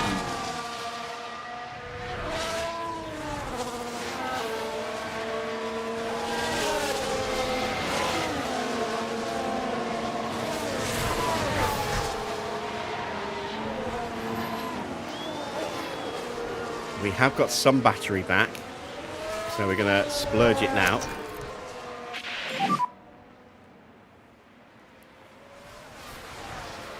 Copy.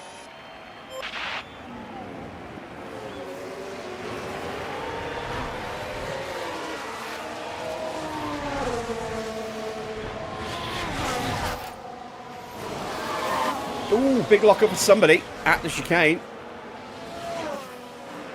It's Sainz having to take the escape route. Now we should be able to take a look Even here. in Nexus. So let's follow the action going into turn 12. Struggling with the car, and they ended up their own passenger.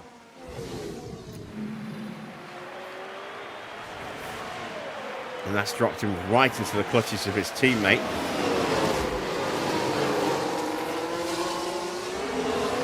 We're back ahead of Perez again. Let's have a look at that. Heading down the straight, it's certainly inviting. And this time with the battery deployed, we win the battle at the chicane. And Alonso with a wonderfully executed move.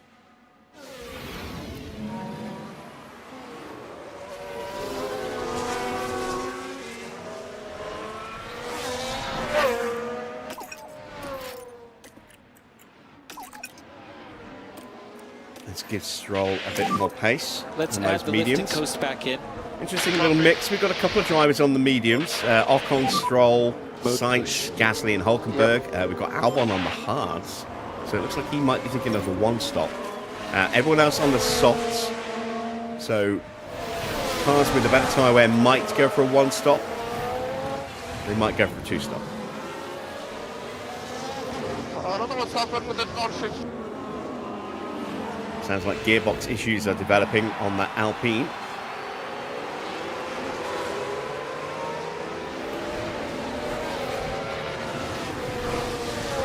Ooh, Norris overtakes Hadjar.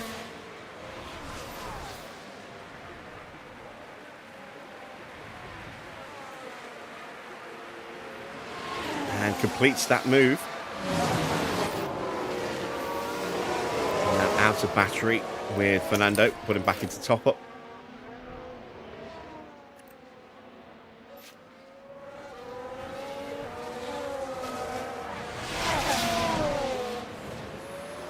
So, lap 70.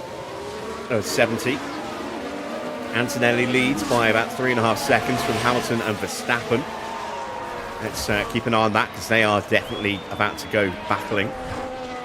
Leclerc in P4, Piastri 5, Russell in 6th, very, very close as well.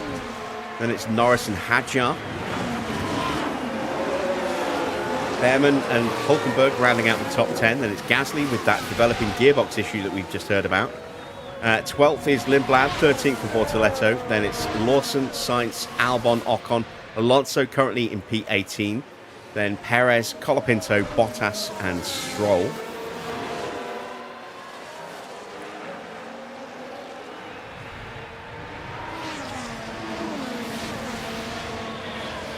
Hadjar has caught back up to Norris again, but he isn't close enough for a look.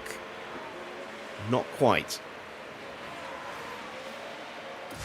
Alonso has dropped away from Ocon, who's pushed onto Albon. Perez started to close back in a little bit as well. Look at the tyre attempts. They're dropping on Alonso's car. And on Stroll's, despite Stroll being on full So we push. just need to go charge on. Okay.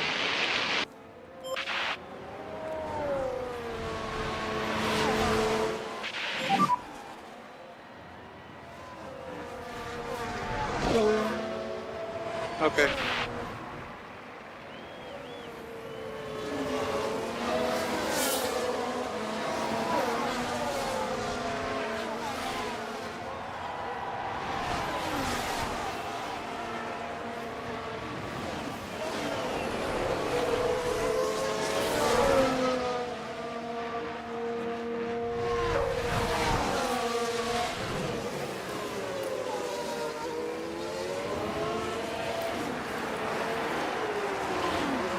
Can't really get away with pushing the tyres any harder.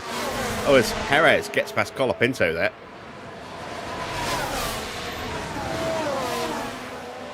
And we've got a yellow flag.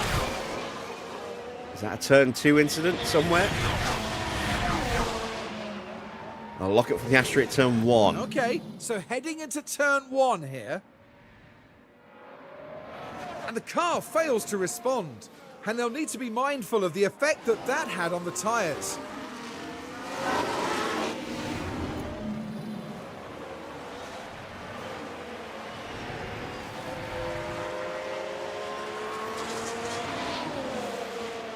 Here comes Perez. And Colapinto and Bottas both in tow as well.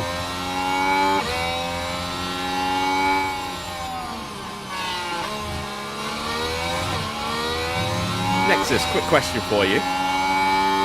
You know the random events that happen every season, like, oh, I don't know, your factory is on fire, that happens every season.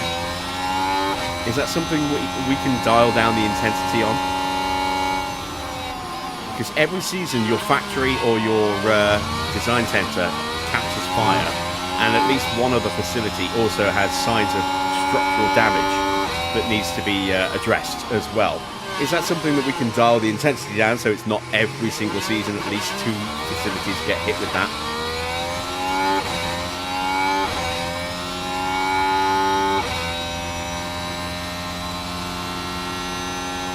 I'm pretty sure it doesn't happen to the AI teams, it only happens to us. And it just seems a bit of an unnecessary handicap to do that to us every year, twice a year minimum.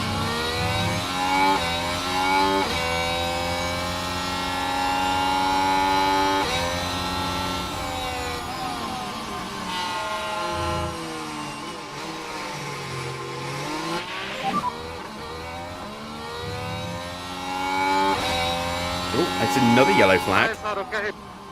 Sainz. Copy. There he is. Oh dear, a crash. There's been a crash. What did he actually do? Did he hit the wall? Oh, he spun out. Yeah, I crashed twice. And then he drove into the barrier and broke his wing. And clearly then, not what everyone in the garage not so would have smooth and wanted to operated see. today, it would seem.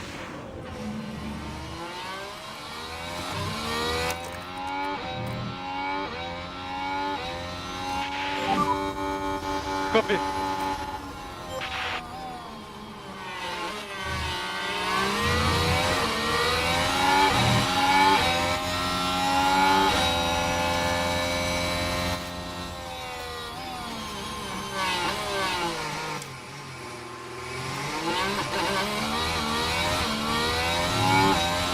Where is he? Oh, wow, Oh, there he is. I was going to say.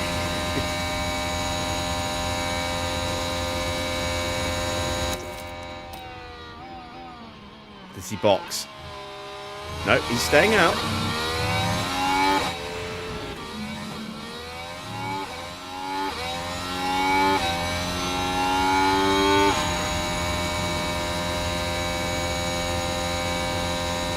Let's go. No GP2 engine today, it would seem. We're in the heady heights of P17. And Albon's going to struggle. If he's going to stay out, and he's... sorry, Sainz, isn't it? No, if Sainz is going to stay out for a while on those tyres with a damaged wing, that could really, really screw up his race. Let's see if Alonso can go after Alex Albon on those hard tyres now. George Russell and Leclerc are fighting. Hamilton's still keeping Verstappen at bay. Leclerc's got the run. He's got the inside line. Sorry, the outside line, but the slipstream. George can't quite stay alongside. Has to back out through the chicane. So, lap 12. Antonelli leads by 4.5 seconds from Hamilton and Verstappen. Then it's Leclerc and Russell. The two McLarens are a little bit further back, 6th and 7th, with Hadjar in 8th. 9th, Ollie Behrman. 10th is Hulkenberg, but Gasly, despite those gearbox problems, now right on the back of him.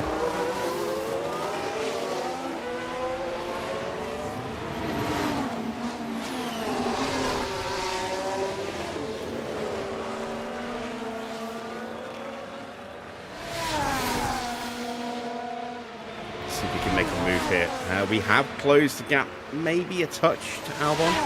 Hard to say. Some corners it looks like we've gained some ground, others it looks like we've lost some ground. Stroll is just nowhere at the moment, but he's on those mediums. Maybe his pace will be a little bit better on the softs.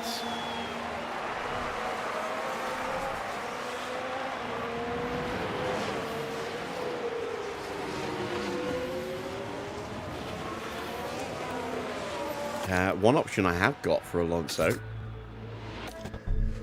is, instead of going mediums, what about if I went with hards at the end and was more aggressive with the next set of softs?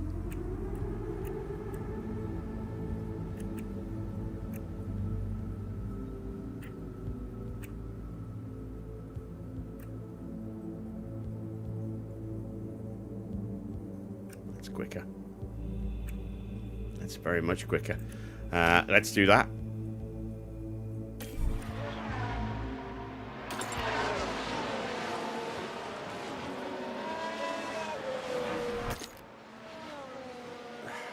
Gasly's car getting a little worse. I just screwed up my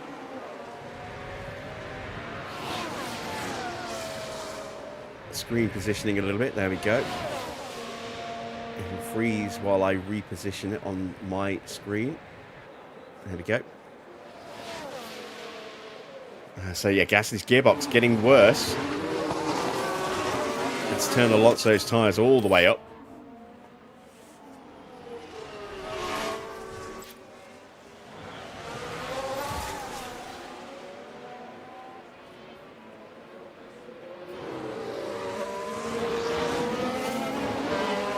And let's look at maybe improving Stroll's fortunes a little bit. With maybe another set of mediums at the end. Like that. Yeah, that's 5 seconds quicker for him. Can I get away with that now? Yes, I can. That's what he's doing now anyway.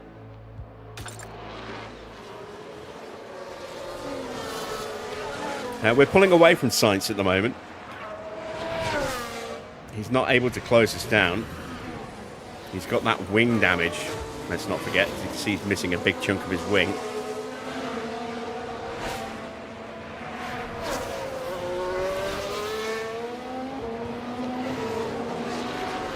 He's actually closing us down. As I say that, he's pushing.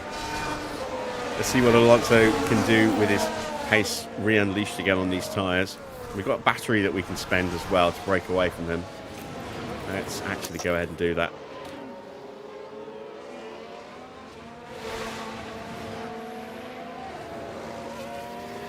MST is back. The Max Chilton apologist.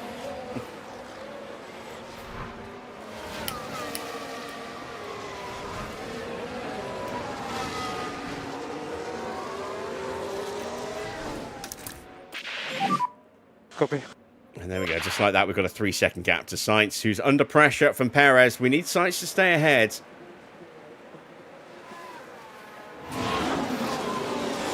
Come on, Sainz.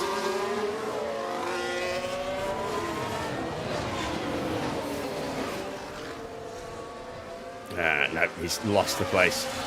Damn it. So that'll let Perez start to push on.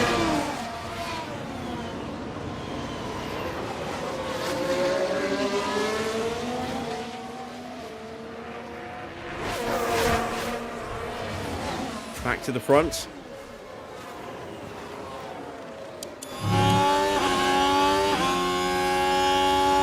Gap now 5.5 seconds to Antonelli.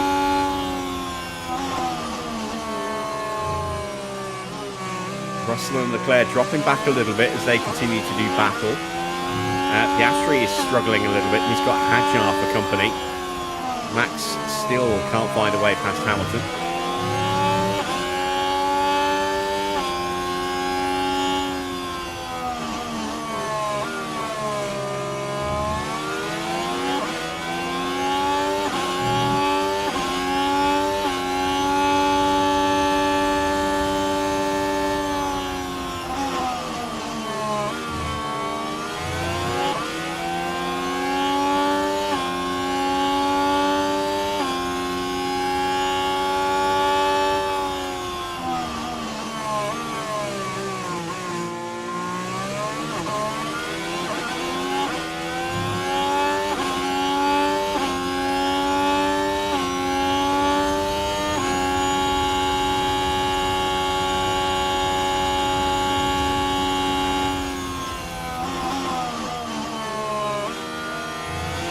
best that Perez went through? In a few laps, maybe. Not at the moment.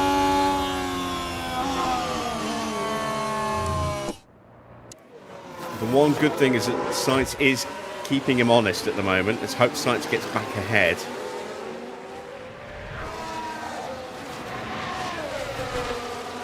I want to try and build a gap to the cars behind you, see.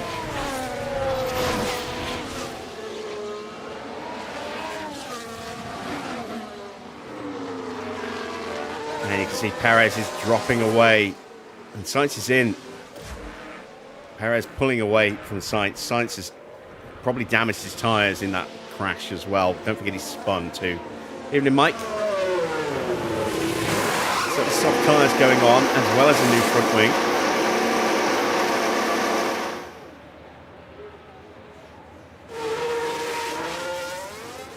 And away goes Carlos Sainz.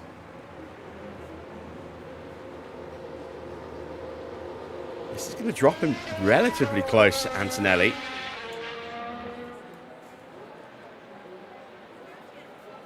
There, we just saw Kimi at the top of the shot there as the camera panned up a bit. So Sainz is close to getting lapped. Stroll has no pace. That might be because he doesn't have the same upgrades as Alonso, because I didn't want to risk them. Not having that many of them. Alonso's pace hasn't really improved over Albon. Albon's tyres are probably in better shape than ours now. The gap keeps going up slightly. And it's a better car as well. What's the race strategy today? A two-stop is our strategy. I don't know about the rest of the grid, but I would imagine so. Track temperature is quite low, so we can push the tyres really hard and they're not overheating, as you can see. They've been like this for ages, and not even a hint of overheating.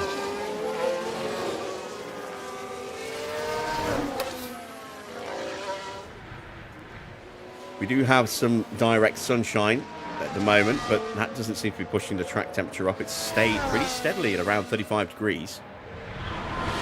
So, yeah, full push on the tyres should be what we need to do all the way through.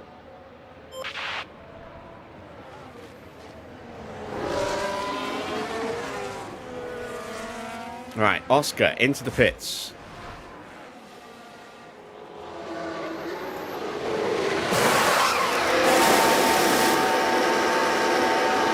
Bad stop for Oscar. Very bad stop for Oscar. Lindblad coming in. Now down to the pits. There's been a hold-up.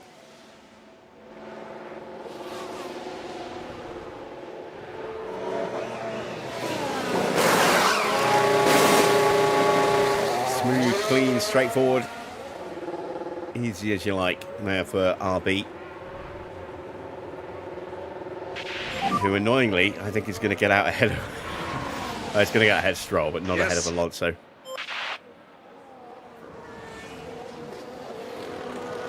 Oh, that's helpful. Perez and Colapinto snuck on through. Perez is actually closing the gap to Alonso. Look, he's halved the gap. It's about 4 seconds a few laps ago. But he's really closing in now.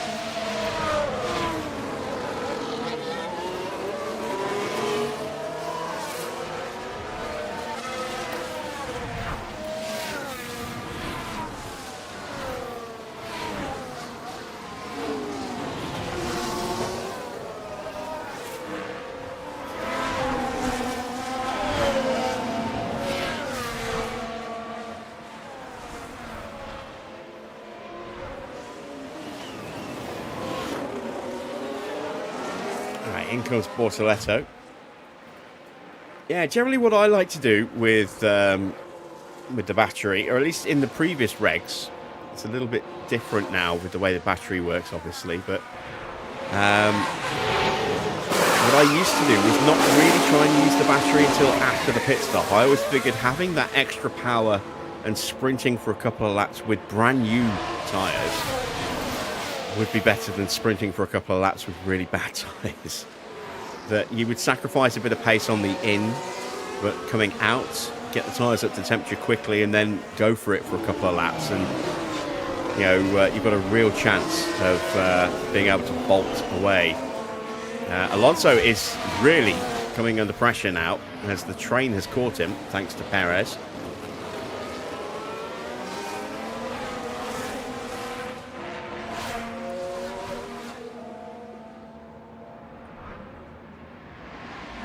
This is why I wanted Albon to stay ahead of Perez so that that gap stayed the same.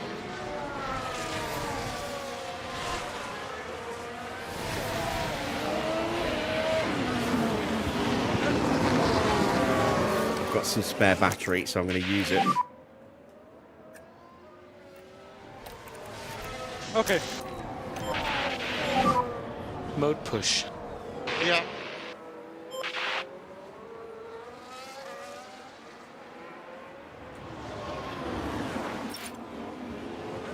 And Franco Colapinto into the pits. Do I think we're on for points? No. We're having a season very much like real life. We're in a fight with Cadillac and that's about it. A set of medium tyres going on for Colapinto.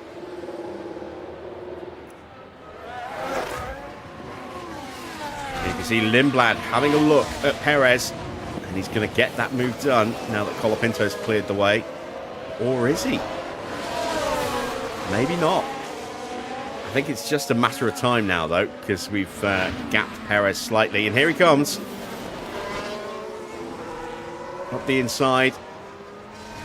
Hadjar and Behrman both coming in together. Perez having to really avoid contact there on the exit.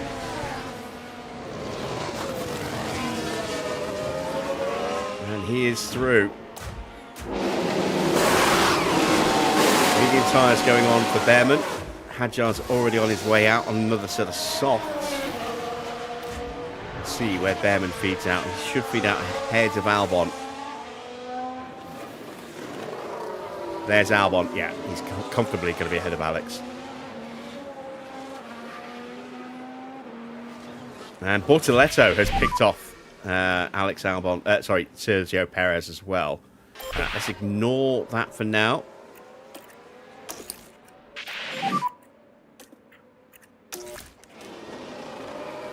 Copy. Okay, charge on, charge on. Yeah. We've still got a couple more laps on these tyres yet. The later we box now, the more grip we're going to have later in the race. Kimi's in from the lead, currently 8 seconds clear. Leaders are all going to go through. But there's a huge gap back to Hulkenberg, so Antonelli will have a lot of clear air to drive in and try and get that unnecessary undercut going, because he was already comfortably ahead of Hamilton. There's a chance now, again, for Max.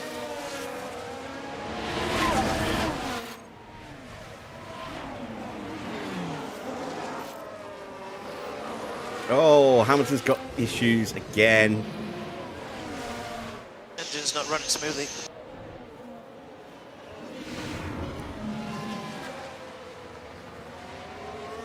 Oh yeah, we're definitely racing Cadillac and not even Audi here. You know, in a couple of other races we've been up against Audi, but here we're very much in a fight against Cadillac, and that's pretty much it. Sainz, having damaged his car, has dropped him out of position. Colapinto's still stuck at the back for a while. Might be able to punch his way past us in the pits. There goes Valtteri on a set of softs.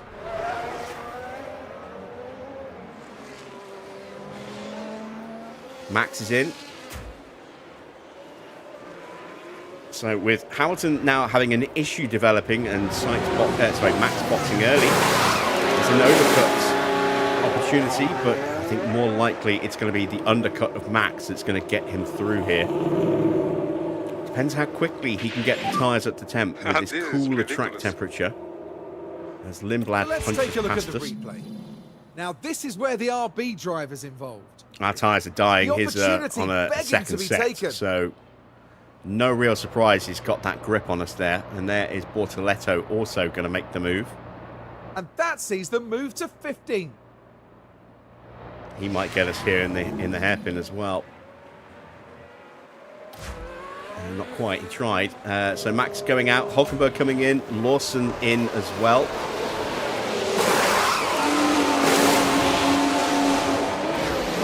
Stop.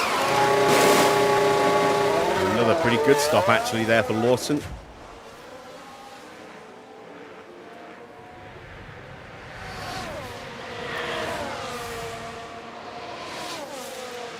I'm going to box at the end of this lap now.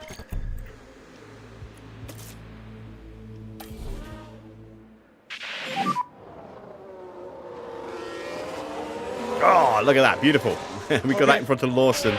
And that will cause Bortoletto to have to back off a little bit. That gives us a little bit of leeway on this lap.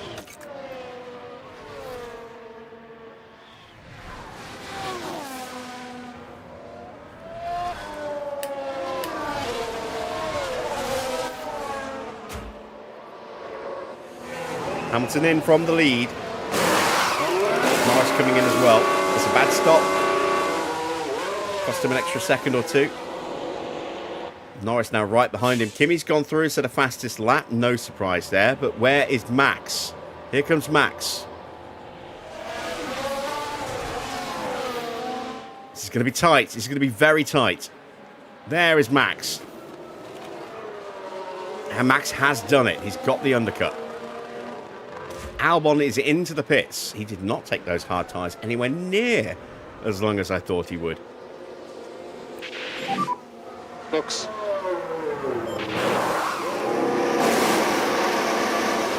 Set of softs for him. Here comes Alonso for his stop. Stroll is still keeping Colapinto behind him. 2.7 stop. It's not so good. Like a couple laps or sooner than that? Okay. Sainz is going to get through. But we might well beat Bottas out here. And we have just. Right, Russell and Leclerc both in from the lead.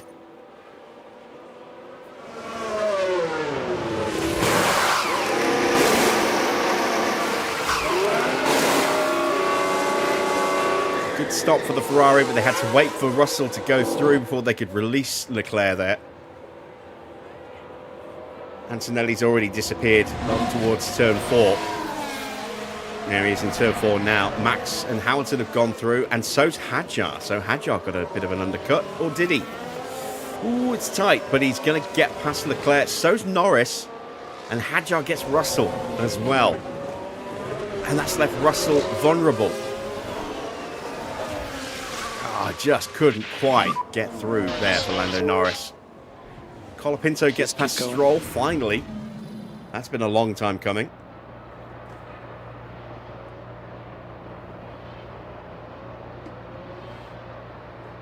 Lovely move up the inside there. And with those better tyres, he should pull away pretty quickly now. Perez into the pits. Where's my cursor gone? There it is. Ocon's in the pits as well. No, Ocon's exiting the pits. He's out ahead of Albon. Not the quickest stop there for Perez. Sainz has gone through. Alonso and Bottas should take him as well. And we do. So we are winning our fight against the Cadillacs so far. Stroll hopefully will hold up Sainz. As soon as I said that, straight through for Sainz. Much better tyres. Looks good for now. Need to go another lap or two yet before we can box Stroll. It's okay. Let's hear what Sainz say something interesting. Maybe.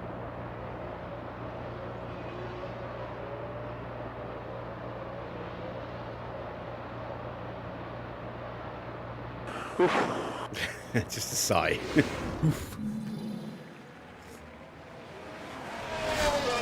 Gasly is now still out there. Him and Sainz are him and Stroll are the only ones yet to box. And we know that his gearbox is not healthy right now. Is he going for a one-stop?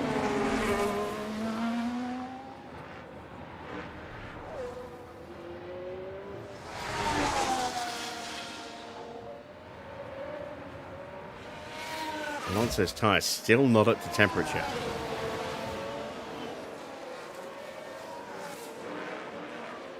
Now, there we go. Finally, they switch on. Copy. So, lap 26. Antonelli through the chicane, coming up to end lap 26 to start 27. He is 11 seconds clear of Verstappen. Hamilton is third. And then it's Hadjar, who's jumped Russell, Norris, and Leclerc. Leclerc really losing out by staying out as long as he did. Piastri is 8th, then it's Behrman 9th, Gasly in 10th, yet to stop. Then it's Hulkenberg in 11th, and Gasly's in. So this stop will probably drop him out behind Bortoletto, maybe in front of Ocon.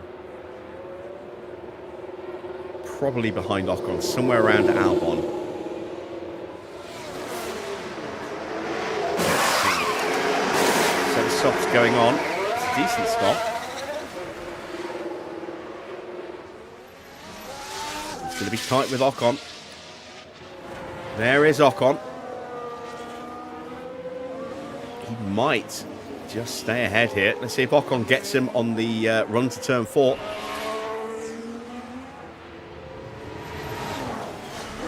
No, he doesn't. He stays ahead of Ocon. Yeah. Okay. We are going to bring Stroll in at the end of this lap. Box now. Okay. We also have the potential issue here of him getting in Alonso's way. Let's save a little bit of fuel and a little bit of battery on this lap for Alonso. Understood. Copy. Just hope that Valtteri doesn't capitalise on that. I'm counting on the slipstream of Stroll keeping us ahead here.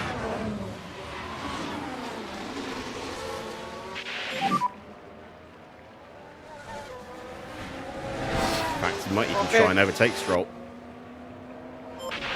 I don't want to tell Stroll to pull over though, because that will allow Valtteri straight through as well. I'd rather Alonso actually just gets the overtaking.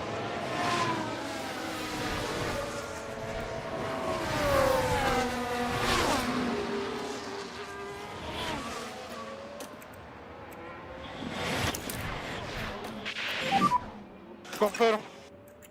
There we go. Do I think with the newfound exposure this game's gotten, another developer will pick it up? I don't know. I mean, it would be nice. It really would.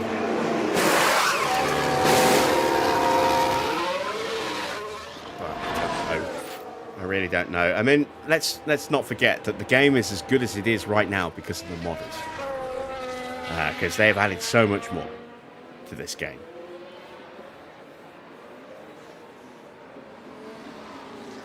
You know, better leaderboards, better graphics, better car models, better liveries, changes in regulations, realistic racing. You know, the list goes on and on and on. You know, so it's the modders that have made this game what it is. It was a decent platform to start with, but it had a very much kind of a shelf life. The modders bringing out liveries and stuff and team swaps certainly extended the life of the game immensely, because you weren't running the same few teams over and over again. And then the 25 DLC bringing updated liveries for the whole grid, updated team kits. Okay, now blue flag for Stroll, blue flag Stroll. Just a general improved presentation. Definitely helped. And with the 26 mod that we've got now, with the new regulations, and the way that the regulations have been brought in with realistic racing in partnership with the 26 mod, it's made such a difference. It really has. And we're continuing to see mod support pushing the game further forward as well. So, yeah, without the modders, this game definitely has a shelf life, and I don't think there'd be that much interest in it anymore. With the modders, it's still kicking strongly.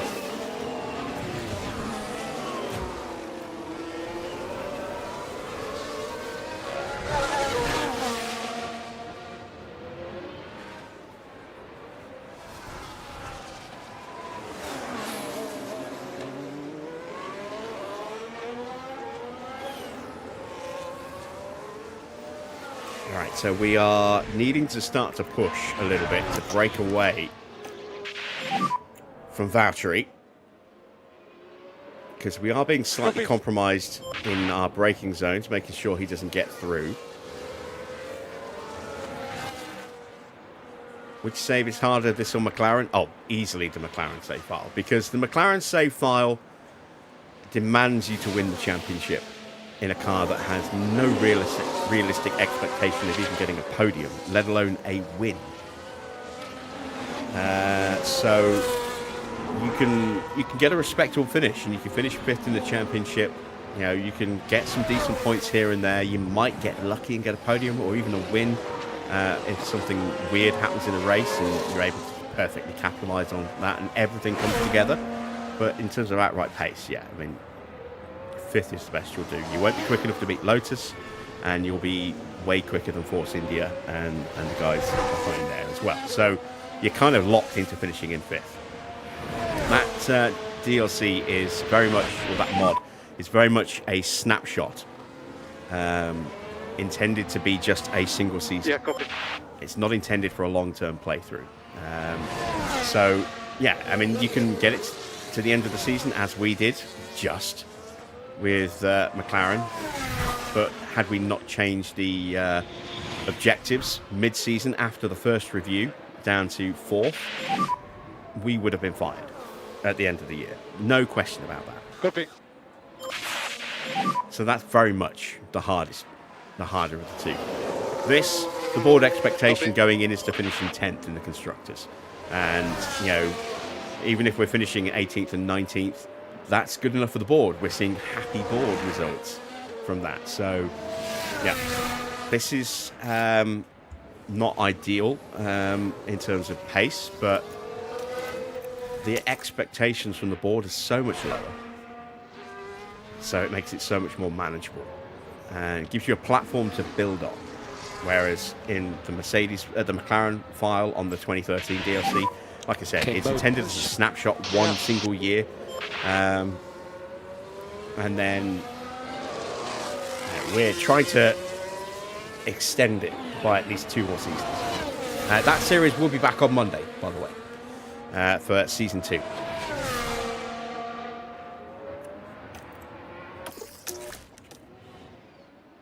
There we go. We've destroyed our battery, but we've opened up a nice little gap to Valtteri.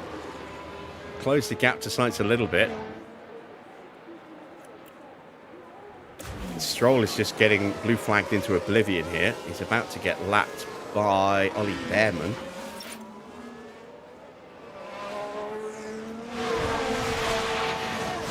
There is Behrman. So Stroll is just taking part here. We're keeping him out there because if somebody retires, and I'm looking at Gasly as the likeliest candidate, then he'll be able to finish in 21st, and we'll get some sponsor money for finishing in 21st. Okay, charge on. Stroll sets the fastest lap, amazingly. 116.6.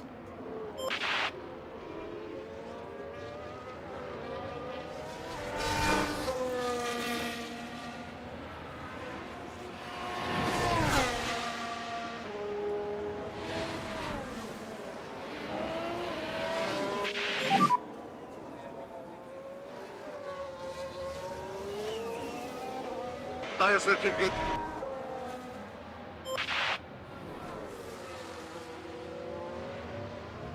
Battery starting to close back in again. We probably should have overfueled and just pushed the engines as well. But it's only one lap. One lap of fuel is only 1 kilogram with the new engines. So I think normally Montreal was about 1.5 kilos for a lap. It's now only 1 kilo. So don't really have a lot of spare fuel to play about with Stroll, even though he's a lap down. And I'm still underfueled for race distance with Alonso at the moment. Although Antonelli is closing in. He's already put a lap on Perez. He's about to put a lap on Bottas. Here we go. There is Alonso. There is Kimi Antonelli with Perez behind. So we're about to be a lap down. And we're not quite at half distance yet. So 2 laps down is very much likely for, right, almost a given, I think, for Stroll. It's a possibility for Alonso as well.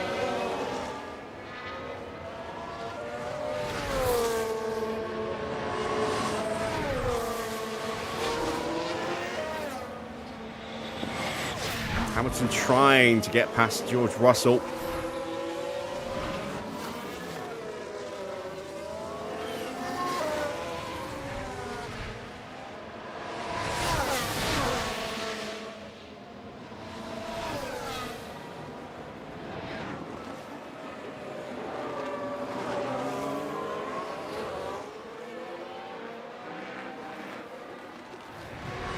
But again, not able to find a way through.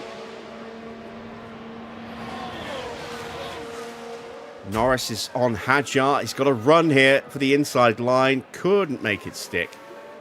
Hadjar lives to breathe another day in 5th place.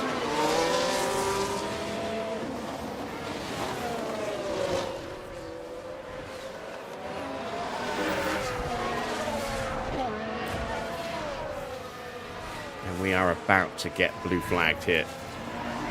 As Ocon and Bortoletto switch places. Ocon up to P13 now.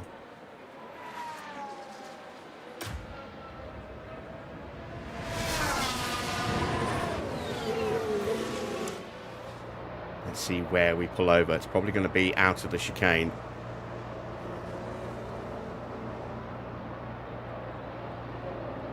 On the run to turn 1, maybe. Not yet. Maybe on the run to turn 4. There's Antonelli. So yeah, on the run through 3, we should pull over. There we go. That's not too bad a place to let someone through. So I'm pleased with that. And now we're going to deploy the battery and see if we can stay with him. Yeah, copy. And use that slipstream to try and extend our gap to Valtteri a little bit. Let's take a look at our tyres. Oh, look there, we've got so much spare tyre. We could probably go on to the medium to finish this rather than the hard. Stroll might be able to go to another set of softs rather than a set of mediums. Norris almost gets through. They are side by side as we approach the chicane. Norris gets the edge. And Leclerc is close behind as well. It's not over yet. Hadjar having a little look. Couldn't make it stick.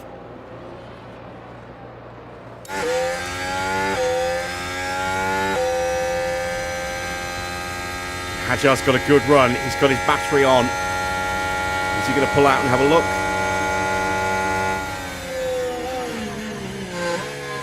Oh, it's close. They're side by side through the chicane, and there goes Hadjar straight back through. Is that going to give Leclerc a run? Not quite, but he's certainly right on his gearbox now. In loop.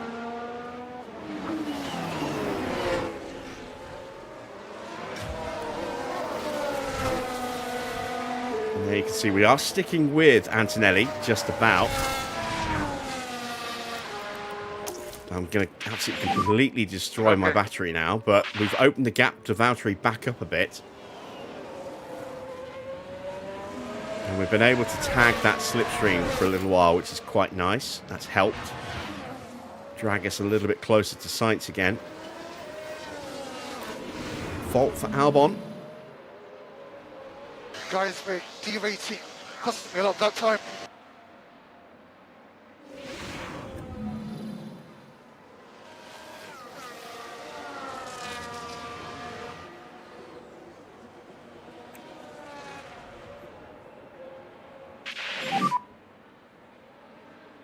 We can't hear you, Icon, but we can see what you're typing. Unless that's a reference to something that I'm not picking up, which is more than likely the case.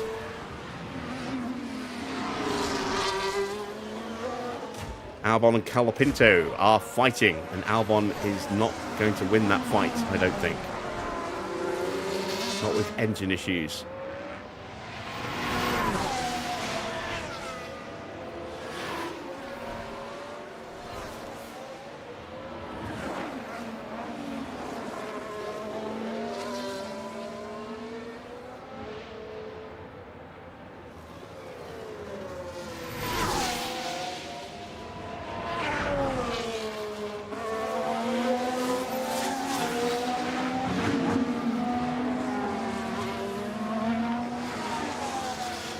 Again, Valtteri in on a straight lap is quicker than us. You can see he's closed that gap back down to 3 seconds again. Who's that behind him? Is that Perez? It's Perez behind him. So both Cadillacs starting to haul in Fernando again.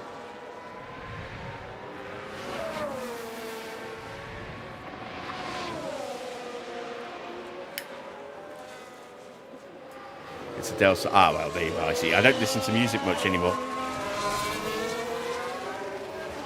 And I think it's generally the same for everybody. They'll reach a certain age and they just stop caring about new music and they just listen to what they're comfortable with. I've been like that for a while now. It's a little bit different as well. I think for my generation, I'm a Gen Xer. The way music has changed, you know, nobody really listens to radio anymore. It's now all Spotify and stuff, and I never really transitioned across onto Spotify and other, you know, music streaming services. So, you know, I just ended up stopped listening to music. You know, I've got a large library of my own from years before, and I'm very happy with that, and every now and again I'll stick some of that on, but yeah, music doesn't have the same importance to me that it used to when I was younger. But the car's definitely not happy. Surely some kind of fault.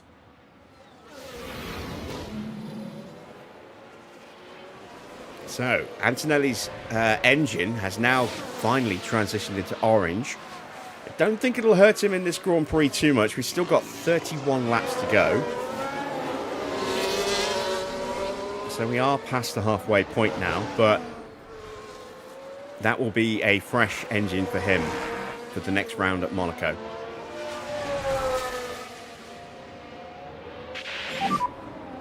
Some degradation.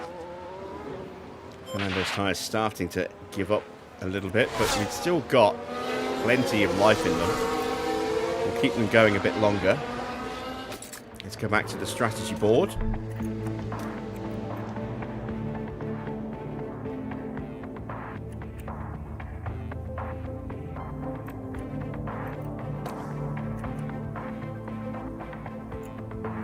That's interesting.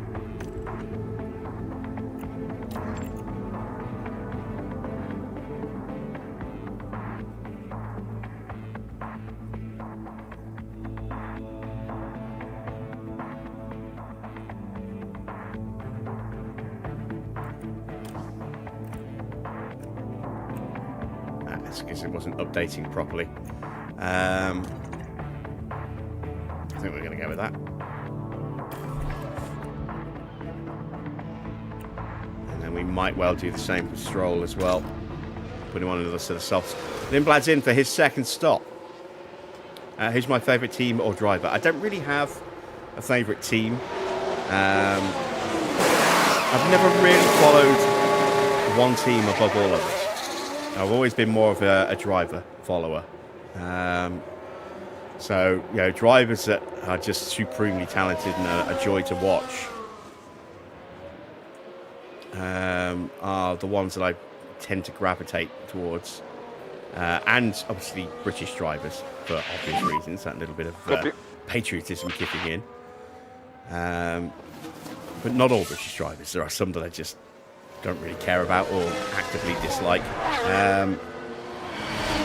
But, you know, I enjoyed watching Hill to a degree as a fan. As a kid, I was more a Mansell fan. A lot more of a Mansell fan.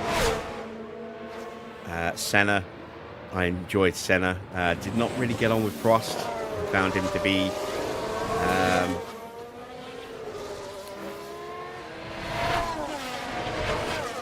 be a bit arrogant, but also a bit aloof as well.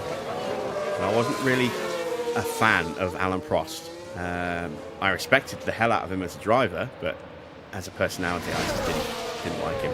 I think maybe the fact that he was French might have played a little part in that when I was a kid as well, because times were different, and bashing the French was very much a British pastime back in the 80s and 90s. I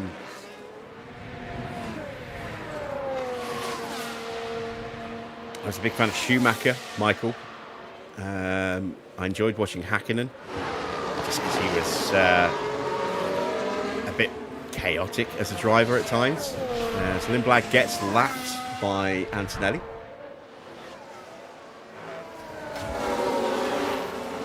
We're about to get lapped here by Verstappen and Russell. And we let them both through in the same spot. Lose minimal amount of time there. That's good.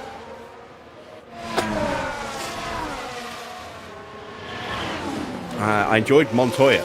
Montoya was a great driver because he just didn't care.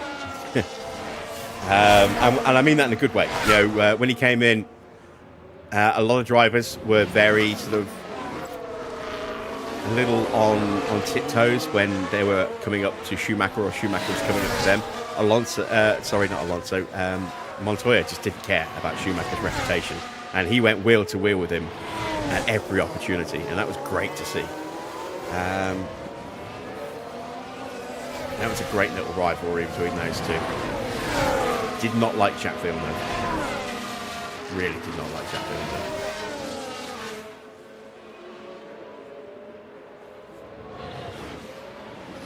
In modern times, obviously, supported Hamilton because he's a British driver. And I enjoyed watching him as well. Alonso, I didn't like Alonso in the earlier years of his career. I thought he was very reckless. His crash in 2002 at Brazil, where the yellow flags came out and he just went through at full speed anyway and smashed into something. Just did not endure himself to me in any way, shape or form. Or not endure, endear, sorry. Valtteri is in and out onto a set of medium tyres. Like a couple laps or sooner than that? Copy. Vettel, again, did not like early Vettel. You know, constantly winning everything, sticking his finger in the air like that, very aggressively at the camera, very smug, very much, I'm number one in my team, and really, you know, screwing over Webber, you know, and just treating Webber like shit. Did not enjoy early Vettel, but mid-2010s Vettel, as he transitioned to Ferrari after he'd been humbled by Ricciardo, and then just trying to get that to work, started to soften him in my eyes. And then I was actually quite a big fan of Vettel by the time he went to Aston Martin.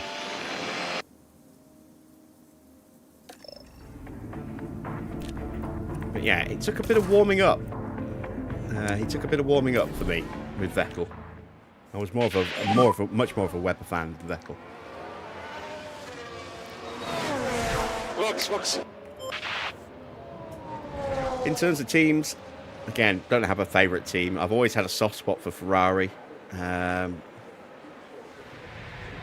think that's just the prestige of the mark itself that has contributed towards that. Plus, they've had some amazing cars over the years. And when I was a little kid, I always wanted either a Testarossa or an F40 as well, which I knew was never going to happen, but they were like dream cars of mine growing up. I've always had a soft spot for Williams for obvious reasons. You know, British team had Mansell and Hill, and so yeah, I've always had a soft spot for Williams, and it's nice to see them do well again. Never really cared that much about Alpine / Benetton / Renault. McLaren, I kind of had a soft spot for. I loved their 90s era and late 80s era with the Marlboro cars, such an iconic car, and then the West cars as well, going into the early to mid 2000s, and even the Vodafone McLarens as well. I haven't really liked their liveries since they lost. Since they started going back to Papaya.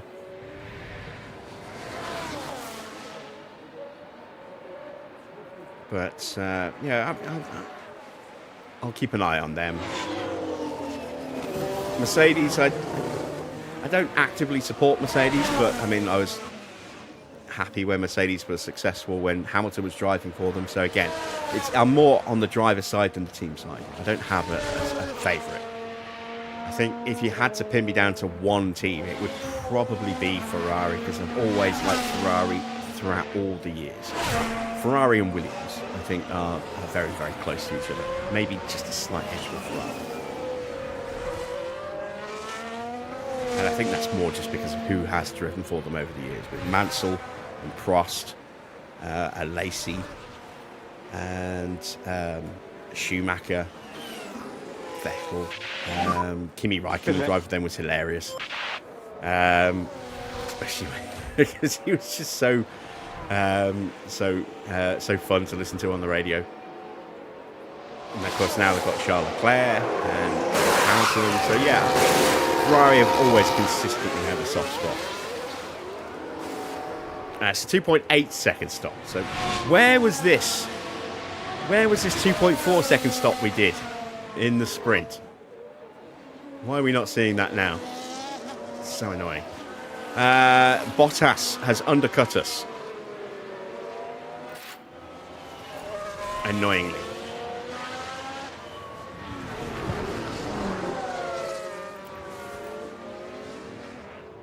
But Perez hasn't stopped yet.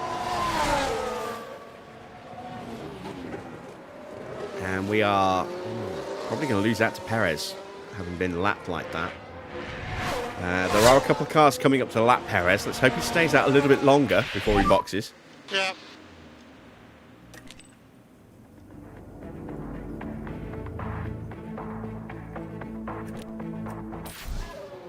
Going to ignore Stroll for a little bit longer before we box him for a set of softs.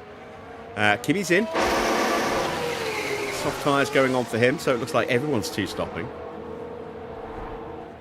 Nobody going for a one.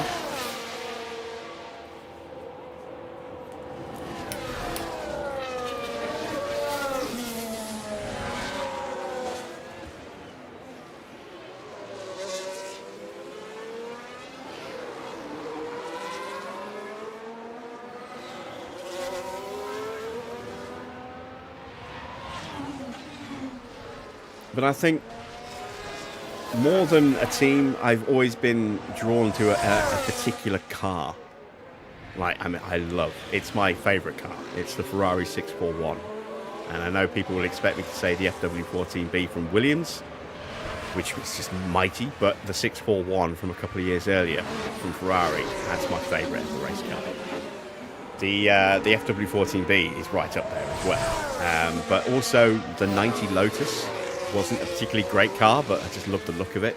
You know, it's the aesthetics of the cars, their design, their shape, their livery, that all ties together for me into a really, really nice little package. I was a big fan of the look of the 98 and 99 McLarens. It just looked like it was hunkered down and ready to fight. You know, it looked a very aggressive car. I hated the cars from like the mid to late 2000s because they just had so many different extra aero attachments on them. They all looked ugly as sin. In my eyes, anyway. They were some of the greatest cars around at the time. And the F2004, for example, one of the most successful Ferraris ever built. But visually, with all the extra aero attachments on it, I wasn't a huge fan of it when I compare it to cars from other eras.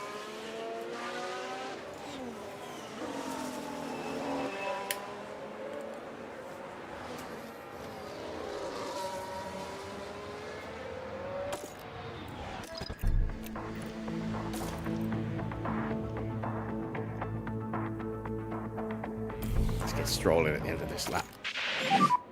Box now, box now.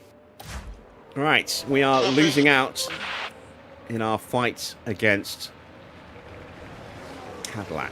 And we're about to get blue flagged a bit more here. Copy.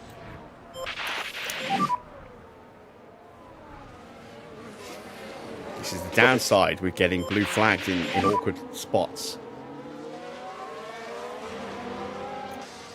Okay, copy.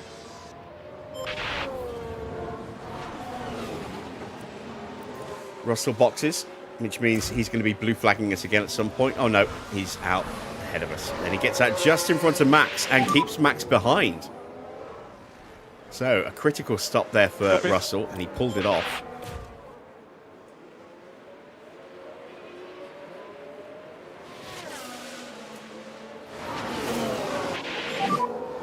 Boxing. In comes Stroll. Let's have a quick stop here, please, Stroll. There's Lawson and Ocon box from the midfield behind us. So we're getting blue flags as soon as we come out the pits.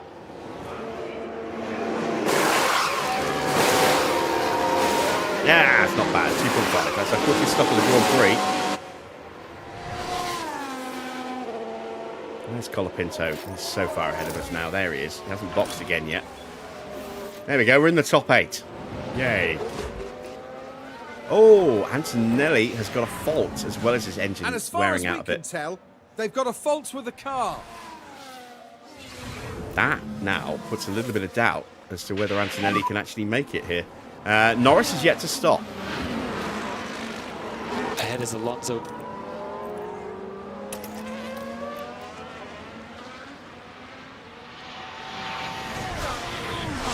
Let's see if we can stay with Leclerc for a bit. Leclerc ahead of Hamilton. Hamilton once again suffering badly with an issue in the car.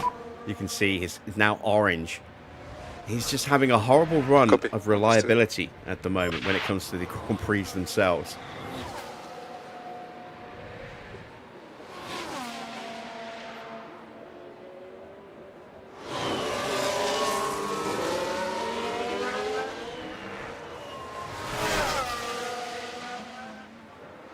Do I think Ocon and Bottas will lose their seats this year? And how do I feel about Gucci being the title sponsor with Alpine?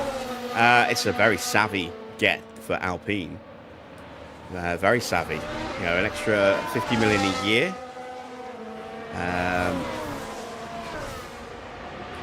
I'm not sure what it's going to do for the livery. We'll wait and see. There've been obviously some concepts already floating around out there, including one for these models that you can download off Overtake.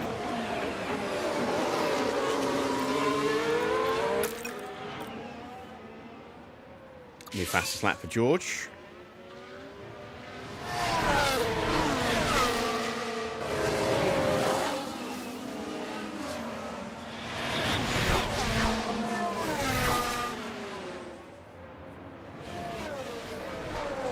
As far as Ocon losing his seat, I don't know if he'll lose his seat, but he will certainly lose some of his value, I think.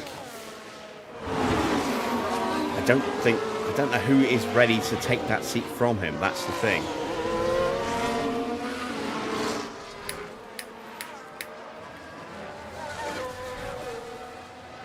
There's nobody currently on the grid who is out of contract that could come in and do a better job that I can think of, that would actually take potentially a step down to go to Haas. If not in terms of performance, certainly potentially in terms of finance. So then you're looking at young drivers. Tsunoda could go there. Yeah, he could, but Tsunoda's linked with Honda, not Toyota. So I don't think that will happen.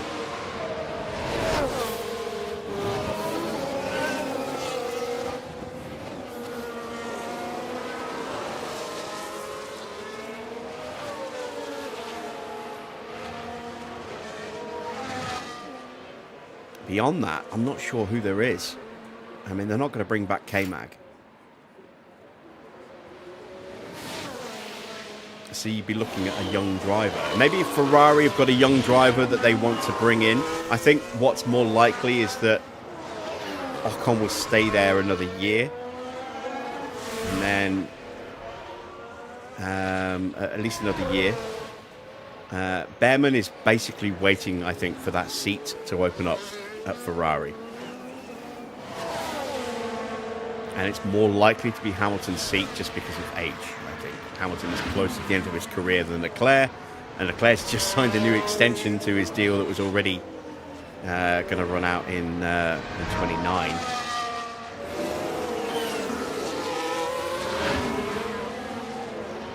So I'm not sure how long Hamilton's got left on his deal.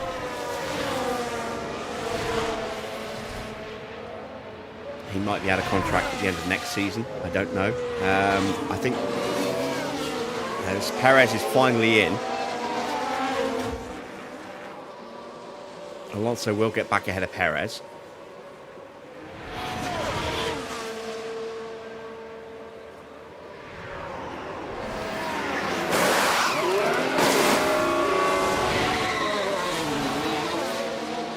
Perez is out on a set of soft tyres.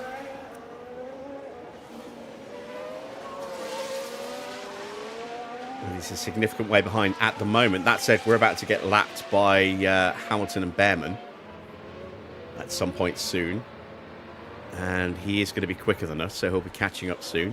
Here's Colapinto into the pits.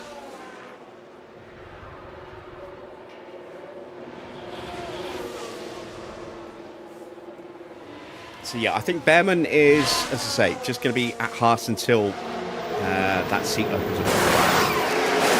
And maybe Ferrari will put another one of their juniors into Behrman's seat. But if it looks like Hamilton's going to stay for another few years, what they might do is they might ask, Ocon might not get renewed, and they might put another junior in alongside Behrman at Haas.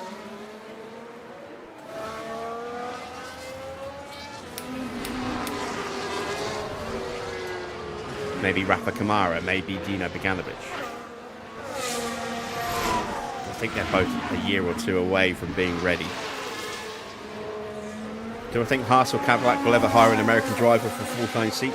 That's the plan with Cadillac. That's why Colton Herta is racing, is signed with Cadillac and is racing in F2 to get his super license so that he can get in the car. I mean, there's been speculation in the last few weeks that Valtteri might not even make it to the end of the year. I don't think that's going to happen because, as I say, Herta doesn't have a super license yet, but it's looking likely, given how well Perez has been doing in relation to Bottas, that Bottas might have to make way at the end of the season for Colton Herta next year. It's very much... Oh, Hamilton! What happened? Oh, he just got overtaken. I thought the yellow flag might have been him for a second. It wasn't, though. It was a lock-up for Oscar what happened. at the hairpin. Now there's the car Under of pressure Piastri. from Charles Leclerc. Things were all right here. The brakes couldn't cope. What caused that, I wonder? And that might actually do us a little bit of a favour. That might actually slow down Valtteri. No, it hasn't. I thought Valtteri might have got through, but he didn't.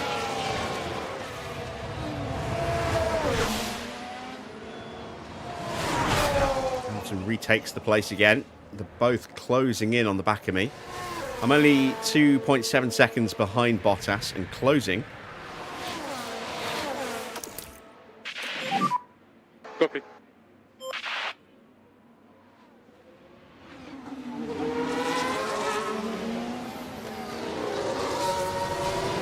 Not even bothering with Stroll because 22 and 35 seconds behind Perez and a lap down as well from most people. You know, he's not going to do anything this race. We're just basically keeping him out there in case somebody retires. And we've got 3 cars now with serious faults that might force them out in the closing 16 laps. Now 15 laps. Russell crosses the line. Norris is still out there. Is he actually going for a 1-stop? He's leaving it very late if he wants to make a stop.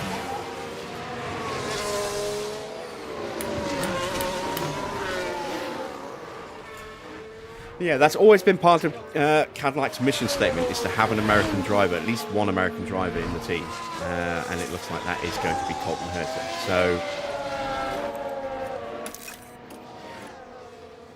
as for Haas, I don't think Gene Haas cares about that sort of thing.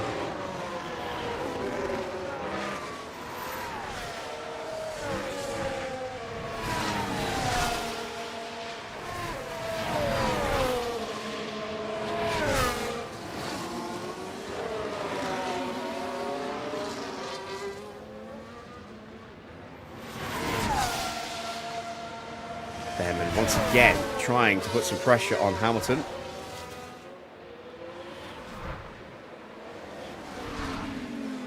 And this is Verstappen trying to find his way past Lando, who still has not stopped for a new set of tyres. Understood.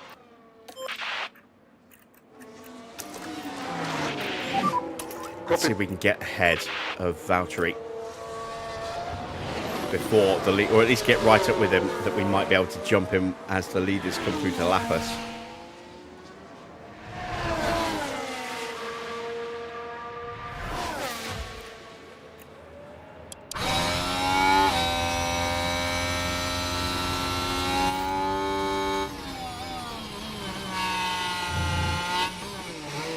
We're almost at the point where we have to back off on the fuel. Max has made the move through.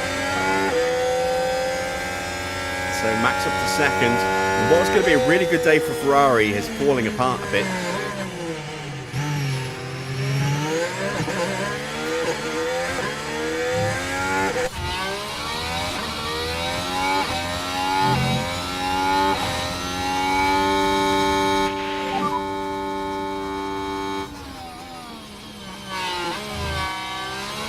Okay.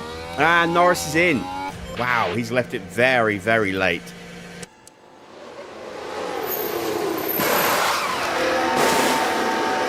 So the softs go on. It's a decent stop. Didn't look especially quick.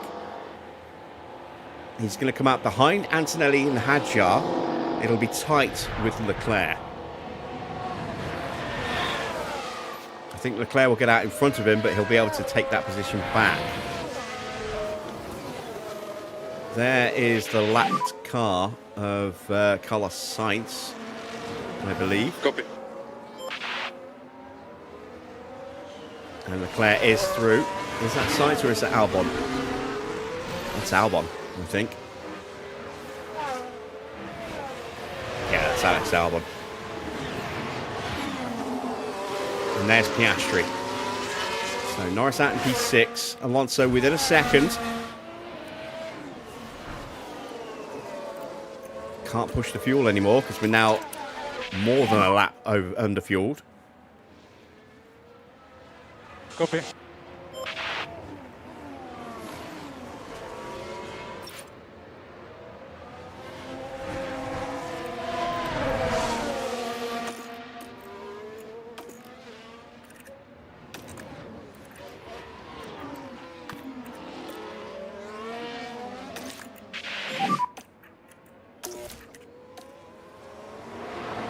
Okay.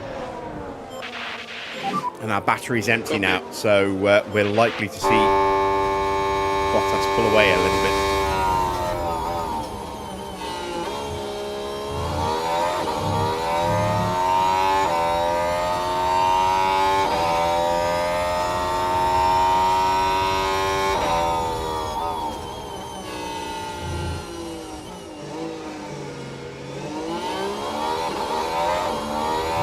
Evening, Army.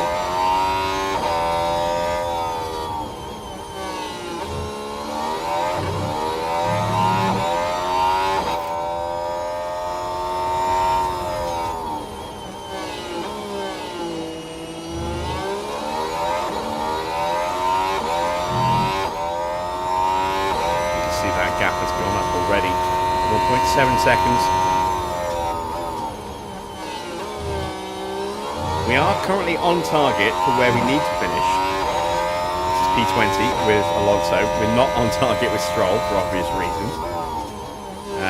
But, as I say, a retirement for anybody will give us a security net with Alonso and get Stroll his P21.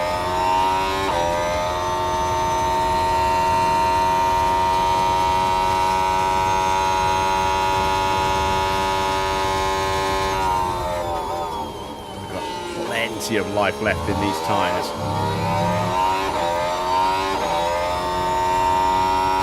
So grip won't be an issue, just outright grunt will be an issue.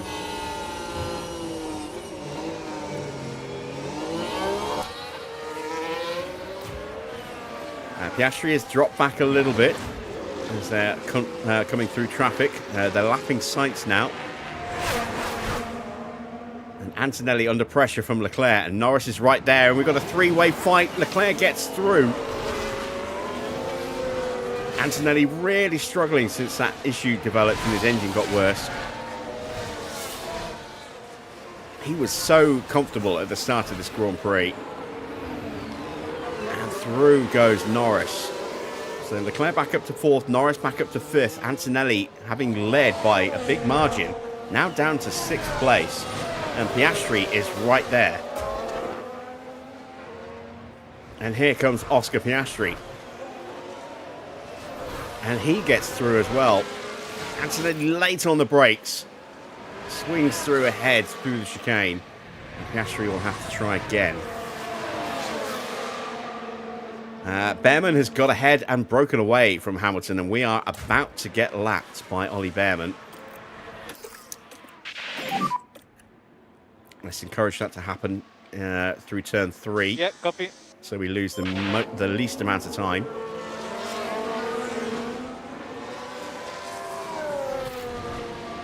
There we go.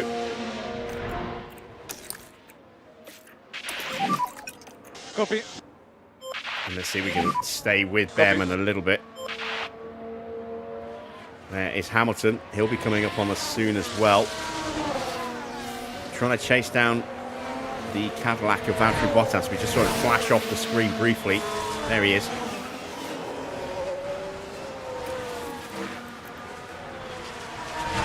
If we can get ahead of him, we can stay ahead of him, but we've got to get ahead of him. That's the issue.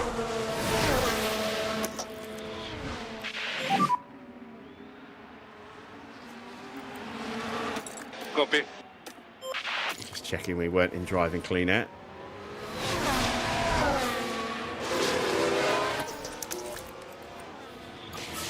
Norris sets a new fastest lap as he's right onto the back of Leclerc, and actually he's now 6.5 seconds behind, but he has got through past Kimi Antonelli.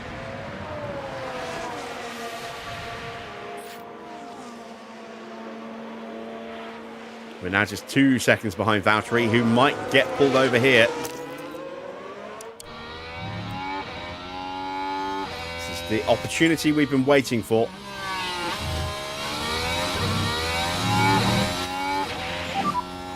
Copy.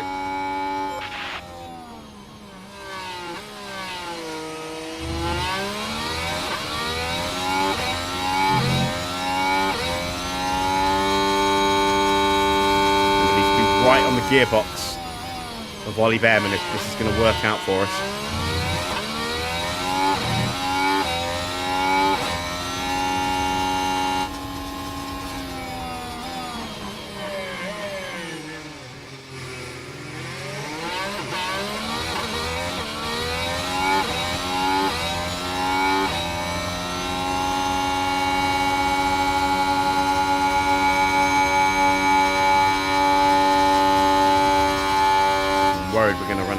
battery.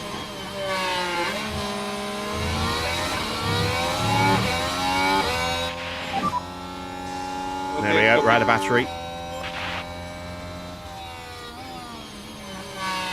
The Bearman's going to get pulled over here.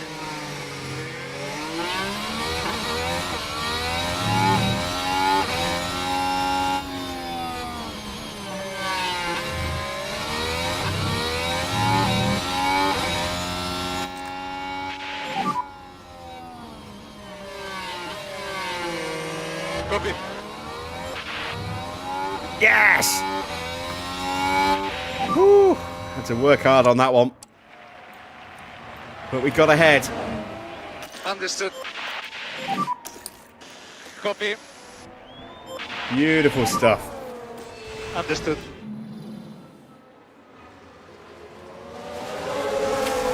There we go. Capitalizing beautifully, sweeping through.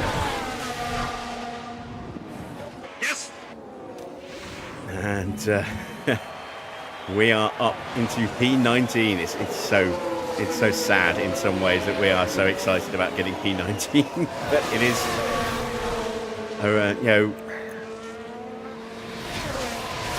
it is where we are, unfortunately. As you see, Antonelli is really struggling at the moment. He's dropped back 5 seconds on Piastri already.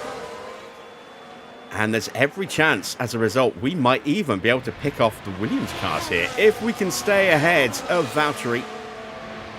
Come on, stay ahead of Valtteri. Please stay ahead of Valtteri. Me celebrating P19 like I won the championship. Yep, pretty much. Like I said, it's a sad indication of exactly where this car is right now. But you know, the fact that we were behind Bottas for a while, and we managed to sneak our way through, to win that head-to-head with the Cadillac. It is a bad, you know, indictment of where we are at the moment. And Hamilton is coming up behind us. There's Hamilton. So it's not done and dusted yet. We may yet lose out this position if we're not careful. You can see that Bearman is closing in on the 2 Williams drivers who are being held up by Antonelli.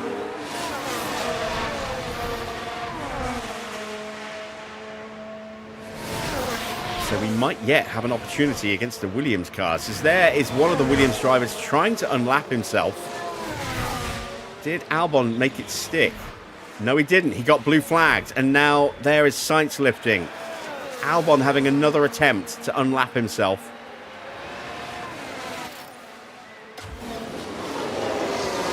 And we are closing in on the back of Carlos Sainz.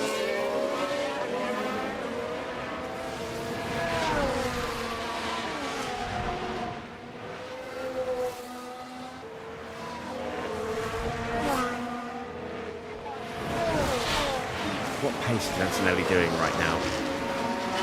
Antonelli is doing 120s. Oh, wow, he's slower than Alonso.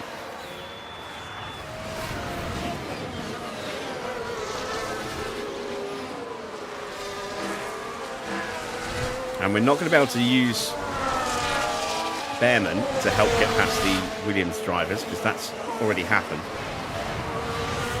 But we might be able to use Hamilton, and behind Hamilton is Nico Hulkenberg. But he's too far behind, so that's somebody else. Oh, that's Perez.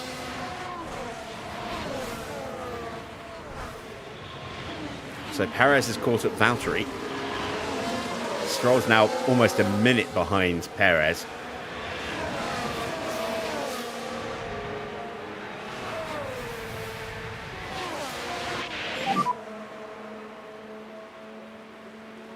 Antonelli's pace, another 120. As Bearman's got through. We are closing in. But so is Hamilton. He was half a second quicker than us last lap. We don't have a lot of extra battery left at the moment. So if we use it too soon, we leave ourselves very vulnerable to both Bottas and Perez.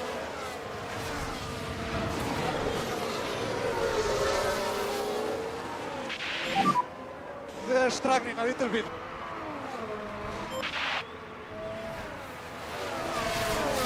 You can see how we are visually closing in.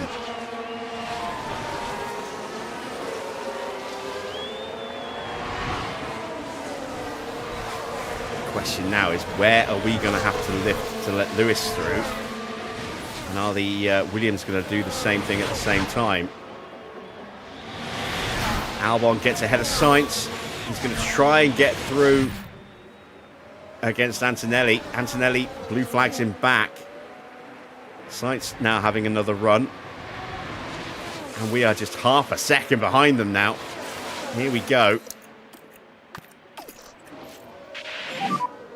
Okay.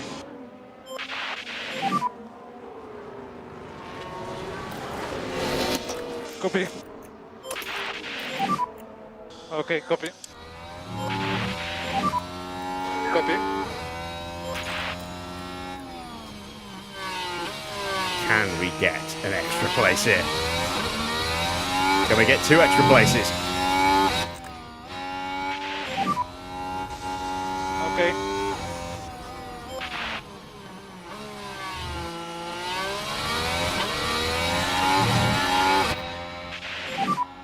Copy. We're past 1 Williams.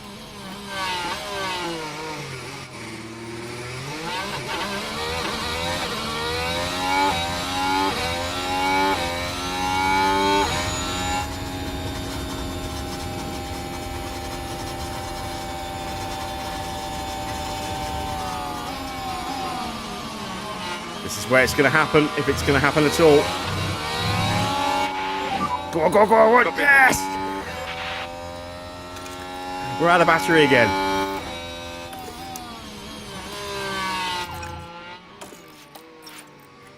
Always defend. Come on, Alonso. You got this.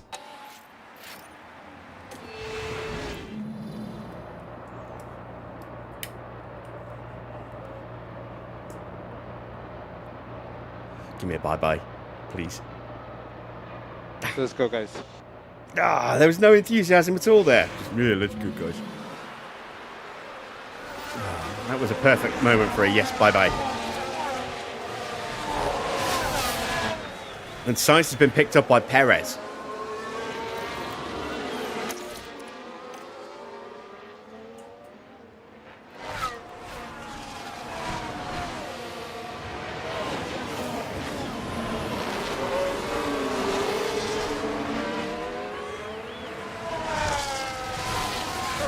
So we've got a battle of the Wounded Warriors shaping up here between Antonelli and Hamilton.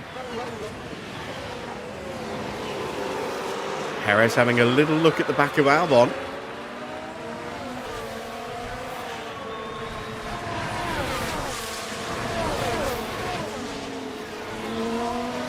And there goes Hamilton making the move, and he absolutely breezes on through.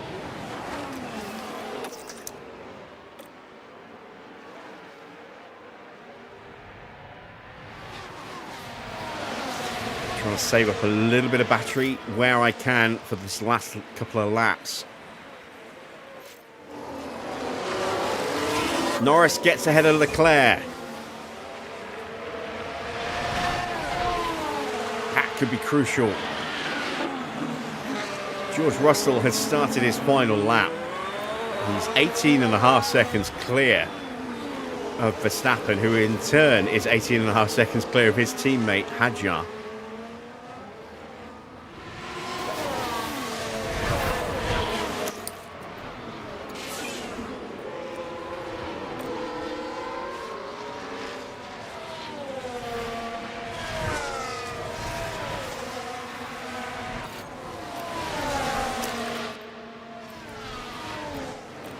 Oh, no, no, no, no, no. Come on.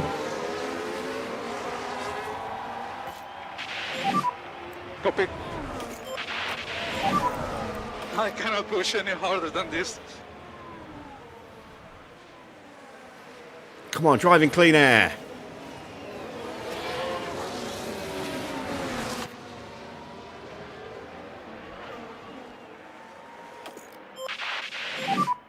Okay.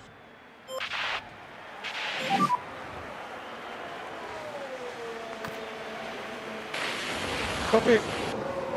All right, we got him back. Come on, let me get Perez. I don't want to lose the fight to Perez.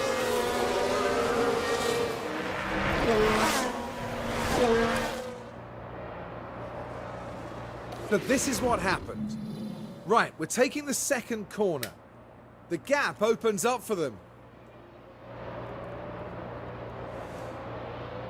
And that sees them move up into 18th.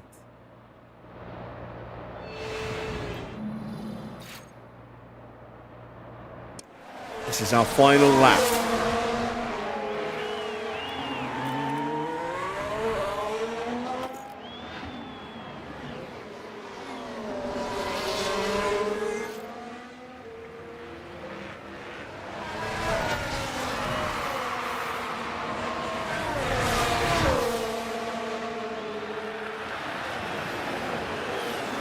Ooh, look how tight this is. This is all for position, with the exception of Kimi.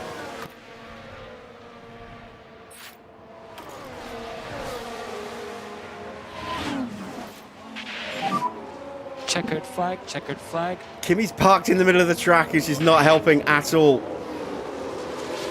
Oh, Perez is going to get us. Ah, but we beat the Williams cars. Yeah, we need to have more streamline speed. Only just. Whew. Let's take a closer look. Now we're watching the action closely here. They decide to give it a go.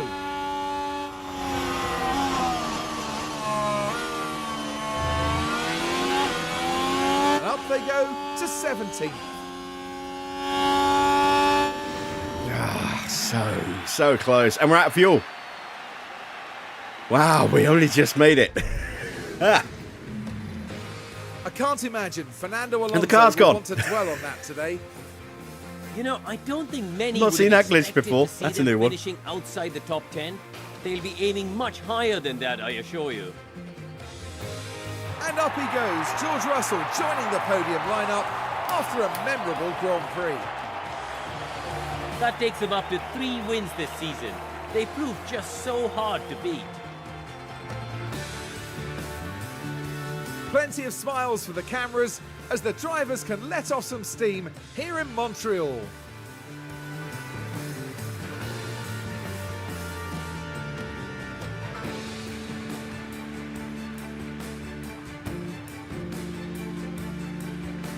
So, Karun, with the garages full of activity, what's the mood like down at Aston Martin now? Well, it was a bit of a mixed bag here. Some things went their way, but others didn't. I think their mechanics think main we won the target title, now look. will be finding some consistency for sure. That's we it beat for this Williams. weekend's F1 action here in Montreal. For the next Grand Prix, make sure you join us at the renowned city circuit of Monaco. Prepare yourselves for one of the most legendary rounds of the season. So, confirmation then of the final result. It is a very comprehensive win in the end for George Russell, which surprised me. Wasn't expecting that. Max in second, Hadjar in third, so a good day for Red Bull. Fourth place for Norris. Fifth place for Charles Leclerc. Sixth for Piastri. Seventh for Behrman. A disappointing day for Hamilton, down 6 places. Again, plagued with reliability, but at least he scored some points in a Grand Prix. Antonelli also having a really wretched Grand Prix. He was so comfortable in the first part of the Grand Prix, and then after about half distance, once that engine started to get worse, and then he got the fault on top, that was it. That killed his Grand Prix, and he finished down in 9th place in the end. Hulkenberg finishing in 10th, gets the final point a lap down, so they lapped everybody up to and including 10th place. Wow. Okay. 11th is Liam Lawson. 12th for Lindblad. 13th for Ocon. 14th for Bortoletto. 15th for Colapinto, who got the fastest lap as well, ahead of teammate Gasly in 16th. Perez stealing 17th from us at the end there. We got 18th as we managed to get ahead of both of the Williams cars. 19th and 20th, and sights down 7 places. And then Valtteri 2 laps down, and Stroll also 2 laps down. Horrible weekend for Stroll, but it was never likely to be a good one at all. given that he did not have any of the newer upgrades, or didn't have all of the newer upgrades that Alonso had, and we didn't get the brand new upgrades for either of our cars here today either. In the driver standings, George stays top, and with 31 points across Grand Prix and Sprint, stretches his lead quite comprehensively. He's now 38 points clear of Kimi Antonelli, who is second, just 2 points ahead of resurgent Max Verstappen. Norris up 2 places as well into fourth. Big points for him this weekend. He's on 69 points now, 1 ahead of Charles Leclerc, and Piastri on 68 points. Then it's Hadjar in seventh with his first podium of the season, and Hamilton down in 8th place on just 28 points. Then it's 9th for Ollie Behrman. He is pulling away from the rest of the pack now. Gasly rounds out the top 10, just ahead of former teammate Ocon. And behind them we have Bortoletto and Colapinto, both on 4 points apiece. Lawson has 2 points in 14th. Hulkenberg gets his first point of the season. He's now up to 15th, ahead of Sainz, Lindblad, Albon, Alonso, Bottas, Perez, and Stroll. In the constructors standings then, 38 points this weekend for Mercedes. They're on 214 points. They stretched their lead over McLaren by another 8 today. McLaren on 131. That puts them 73 points behind. 83 points behind. Red Bull on 128 are just 3 points now behind McLaren. And Ferrari picking up 24 points, sees them up to 96. Then it's Haas with 25, Alpine with 12, 1 point for Audi, 2 point gains for Audi, they're on 5 in total, 2 points for RB, and still 3 teams yet to get off the mark. That is Williams, Aston, and Cadillac. We are still in 10th place. So, pit stop time, and we stayed on the board, but only just 9th place today, 2.5 seconds for our stop. Not even close, I think, for Alonso. Yeah, 2.7 and 2.8. Didn't get that 2.4 second stop that we had in the sprint, unfortunately, but that would have been very, very nice. As it is, though, it's Mercedes who got a 2.4, as did Red Bull. So top points for McLaren. Red Bull picking up 2nd and 7th. RB in 3rd. Ferrari 4th and 6th, with a Cadillac in between them in 5th. Williams getting 2 cars in the top 10 as well, in 8th and 10th. So the standings look like this. McLaren stretching their lead at the top. They're on 112, with Cadillac 2nd on 72 points. RB move above us now into 3rd place. They're on 70. We're on 59, and with big haul of points, Red Bull are now just 2 points behind us with 57. Then it's Ferrari with 52, 30 points for Alpine, 24 for Mercedes, 23 for Williams, just 1 point behind. Audi have 6, and Haas yet to get any points in the pit stop challenge so far this year. We got our bonus through for Alonso. We actually could have had the 18th bonus again today, but I might go for that for Monaco. I don't know. No bonus for Stroll, though, so about another 500k to add to our bank balance. Let's head back, start prepping for Monaco, and see if we can get those upgrades on the car.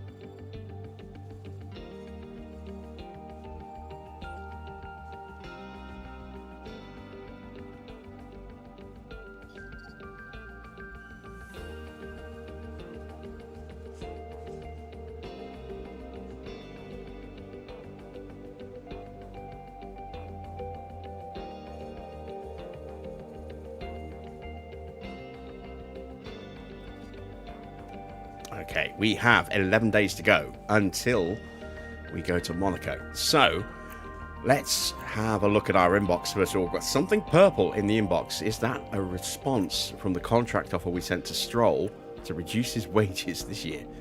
Let's have a look. It is. He has a counter offer for us. Let's take a look at our post-race data. No parts broke down during the Grand Prix. That's excellent. And we finished 1 point ahead of our actual finish there, and expect to finish again as where we finished. So let's see what Stroll's counter offer is. He wants an extra season and more money. We're not giving him an extra year. The whole point of this was to save money.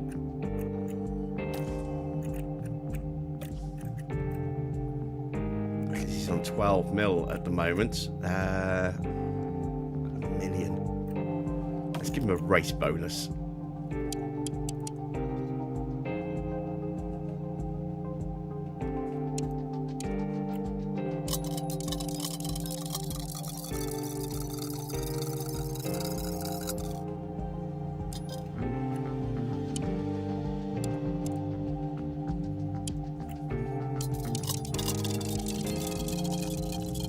Make it a really, really low bonus.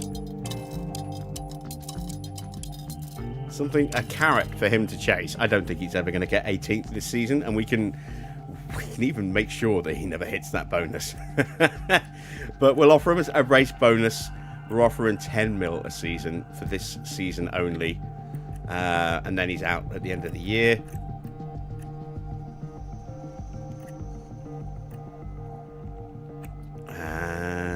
Let's offer that contract and see what he says. Of course, there is a risk that he will actually hit 18th at one point now and take 250k off us. But I'm pretty confident that won't be something that happens regularly. So, there we go. Let's check in with the board, see what the board thought.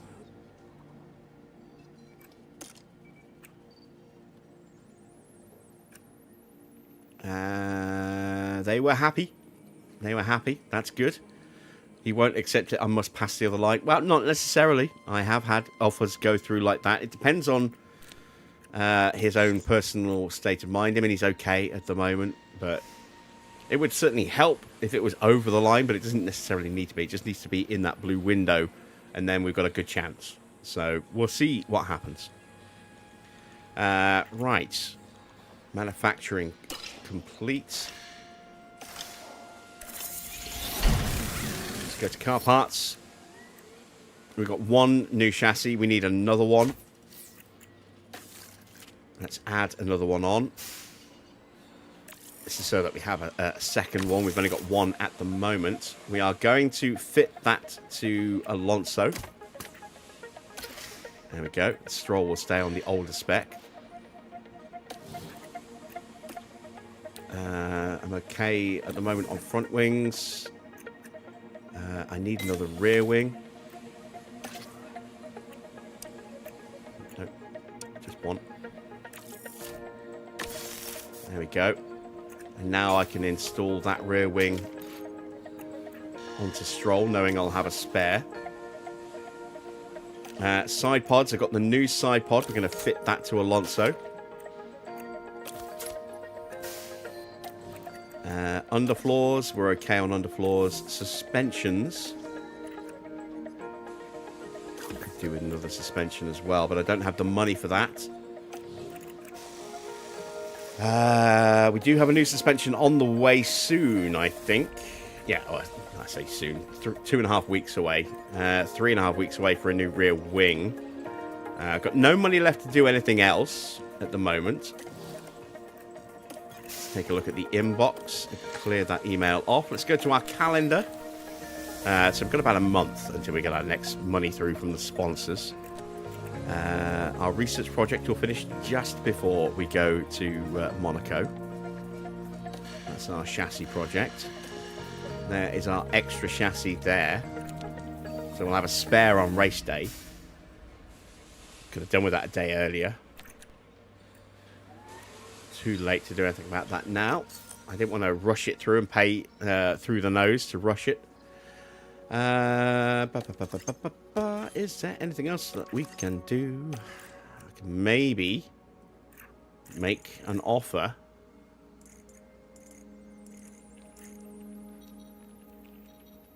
Danny Kvyat is available as a free agent. Interesting. I can maybe make an offer to Ollie Behrman.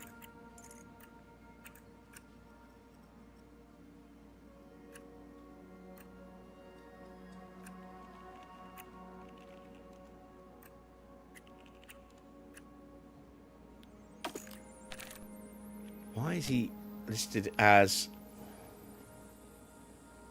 a suitable position affiliate driver? Are you kidding?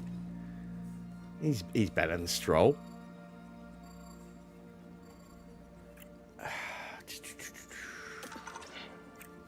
Car 2 next season, 5-year deal. What's he on at the moment? He's on $1 million. He's going to want a lot more than that to come drive for us, I think. Oof, yeah, a lot more. But we're going on what we're paying Stroll at the moment, and that is half, basically, what we're paying Stroll. We'll offer him a signing bonus. That's not really moving the mark much, is it? A little bit. We'll offer him a 250k signing bonus. We'll offer him a race bonus of 15k if he gets into the top 10.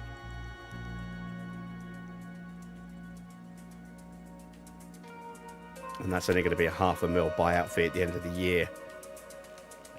And we won't be breaking Stroll's contract because Stroll's out of contract at the end of this year anyway. Can we get the bear? We're not going to find out till after Monaco, I don't think. Might even be able to get him a little bit cheaper than that. We'll see if he comes back with another with a counter offer.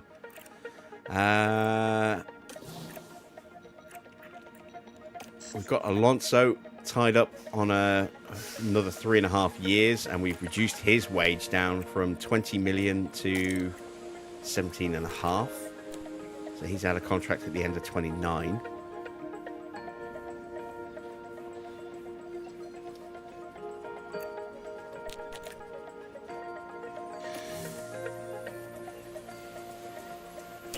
Let's advance time. We might hear from Lance pretty soon, given we're in negotiations now. Low stock on underfloors. I've got 1 spare, so it's not horrible. We're a week away. Let's take a look at the forecast. It is going to be dry and sunny.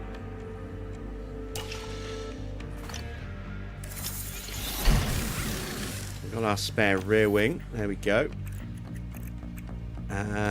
Let's have a quick look now that we're at the end of the month as to whether or not we get our first Aduo. Let's see. So we knew that Stoffel was dropping. He's dropped a little bit more by the look of it. Little point gain there for Jack Crawford. Gain slightly in accuracy for Mari Boyer. And Taito has gained another few points as well. As has Matilda, and a little drop for Danny Rick. Main drivers, any change here? Oh, look at that. A point in overtaking for Lance Stroll. Did not expect that.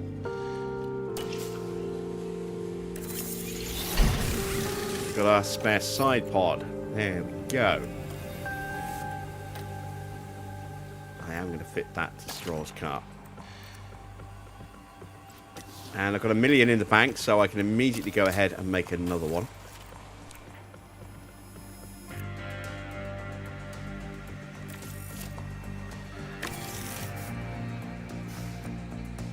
There we go. And I think that's all I needed to do. So I'll get another chassis on the way. Yes, I did. I could maybe up that to 2. There's no point because we've got another new chassis coming soon, I believe. Oh no, it's rear wing suspension, isn't it? Because we've got our chassis project going through. Okay, so yeah, let's add. Oh, we've got another one coming. That's still 6 days away. How many do I have? 1. Yeah, let's up that to 2 more rather than just 1 more. And then at some point we can put that on Stroll's car as well, potentially. So we're down to just $55,000 again, and now we are going to see if there is something waiting for us in the engine upgrade area.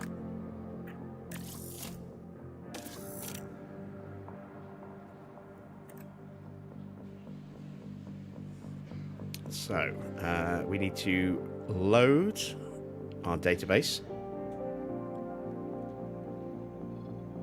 Let's go to news. And it doesn't look like it, does it?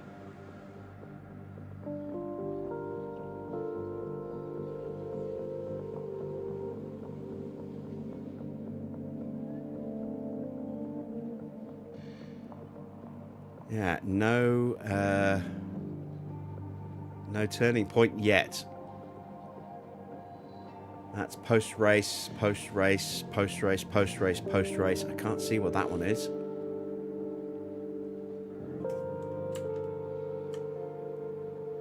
Doesn't say.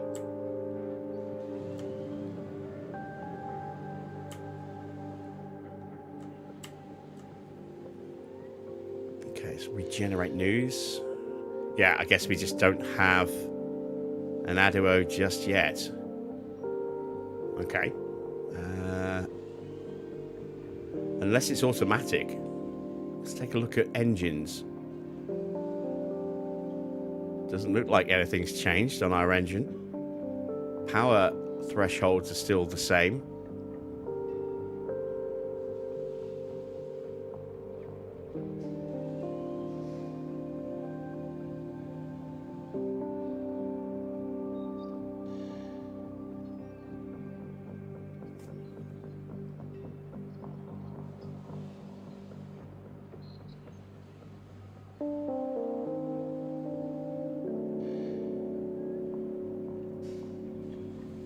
Right, I don't have a paid account, but I do have an account with them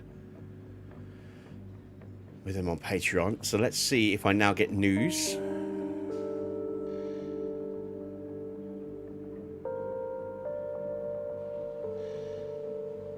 Again, not yet. No sign of an engine.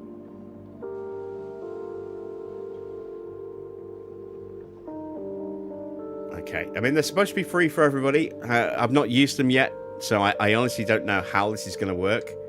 But there's nothing showing yet. So, we'll just have to keep checking on a race-by-race basis. We're into the inbox. You have to pay for some stuff, but it does say in the upgrade that engine turning points are going to be free for everybody. If I open up Patreon.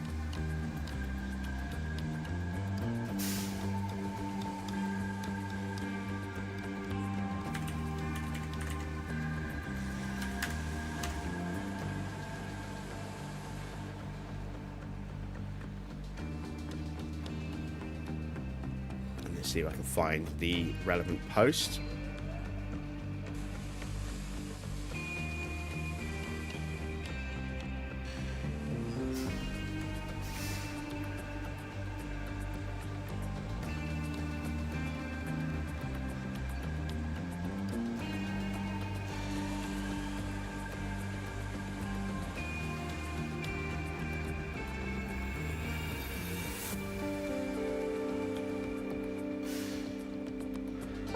It's not that post.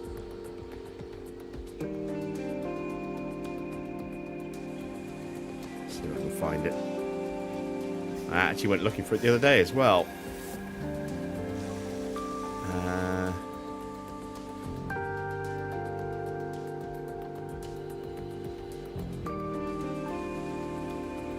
Here we go. So, it's this update post here. 3.5 is here, including blah, blah, blah, blah, blah.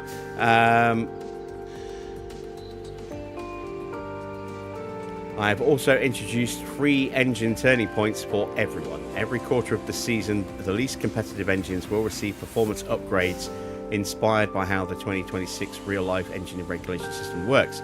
These turning points are available to all users. Doesn't matter if you're subscribed to the Patreon. Doesn't matter if you are even logged in with Patreon. So, yeah, we should be getting those. Oh, Shaq says I should be getting one after Monaco. Okay, well, that's our next Grand Prix, so we'll keep an eye out for that after Monaco and see what we get and how much of a bump it really is. Technical insights for Williams last month. Let's see. They've got a new chassis and they're working on a suspension.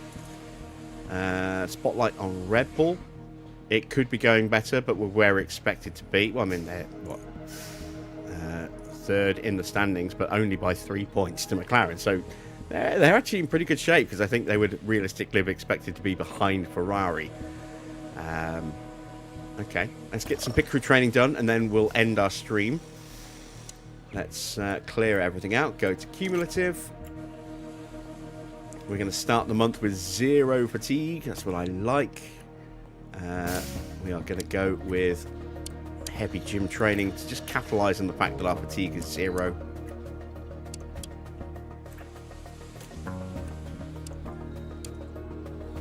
And then if I put any in here, we're going to end up with a bit more. Again, we're going to be able to clear all of that because you clear up to 9% a day.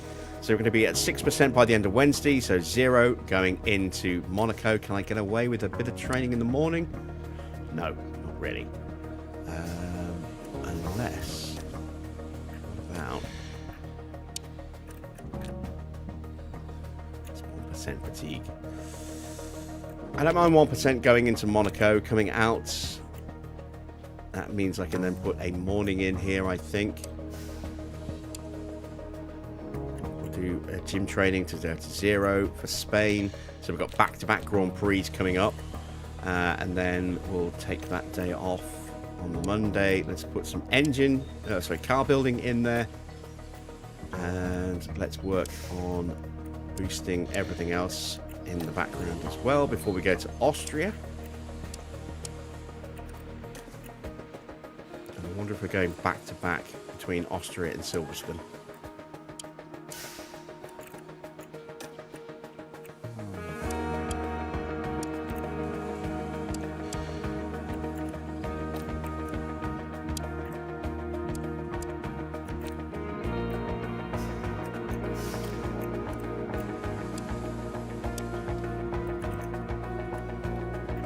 Perfect. There we go. That's a 0 for Austria. Not a sprint weekend, just a normal Grand Prix. Come out, and then let's put a full day of training in here. This is 21%. We'll carry that over into 0 on the next month. And we're getting our estimated pit stop down to just over 2.6 seconds. 13.5% now on the mistake chances. We're up to 53 on the car building. It is starting to slip behind those, so we'll have to focus a little bit more on that soon. But that's good enough, I think, for now. Let's go ahead and confirm that training. There we go. Andy Stevenson is now a negative mentality based on team performance. At least he's not out of salary. That's good. I don't think any of our staff are out of contract soon. They're not. Was I looking at somebody to potentially replace Ian Gregg? I think I was.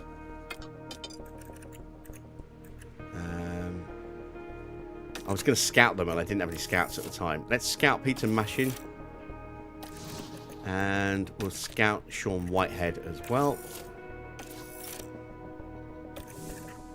And I've got 1 scout left, I think. Let's just check contract lengths.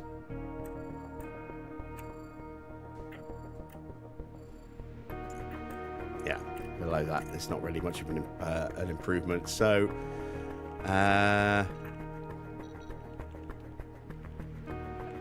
maybe take a quick look at Mark Robinson. Because he's younger, so might be able to develop quicker. There we go. Right. That is it for tonight. When we come back on Monday, we'll be switching back over to our 2013 series playthrough. It'll be the start of the 2014 season. And now, having just by the skin of our teeth scraped through and survived the season of death, now we've got 2 seasons to try and build the car into a title-winning car. Maybe not necessarily for the constructors, but certainly for the drivers, because we want to get that 8th world title for Michael Schumacher. That series picks up again On Monday, we'll be starting slightly earlier than normal because it's the beginning of a new year. So we'll be starting at 7 p.m. because we're going to have 2-3 months of pre-season before the season itself starts. So make sure you remember that. I'll get an update on the channel for that soon as a reminder that we'll be starting at 7. And then that'll be Monday and Tuesday next week. And then Wednesday, Thursday, Friday next week, we'll be back with our 2026 playthrough. Yeah, that's that. Hopefully I will see you all for that. Enjoy the weekend. Enjoy your Monaco Grand Prix. We'll probably have plenty to talk about on Monday regarding that Grand Prix. Could be a good weekend for Ferrari. They could get their first win of the season. Let's see if Hamilton can get his first win for Ferrari. That would be something. Yeah, that's everything, I think, for now. So if you've enjoyed tonight's stream and haven't already done so, give us a thumbs up. It would be much appreciated. If you've not yet hit that subscribe button, then why not consider subscribing to the channel as well? And don't forget to click on that bell for notifications on when the live stream starts and anything else that drops on the channel as well. Until then, that's it from me. I am Jim Bob. Thanks for watching, and I will see you all again very soon.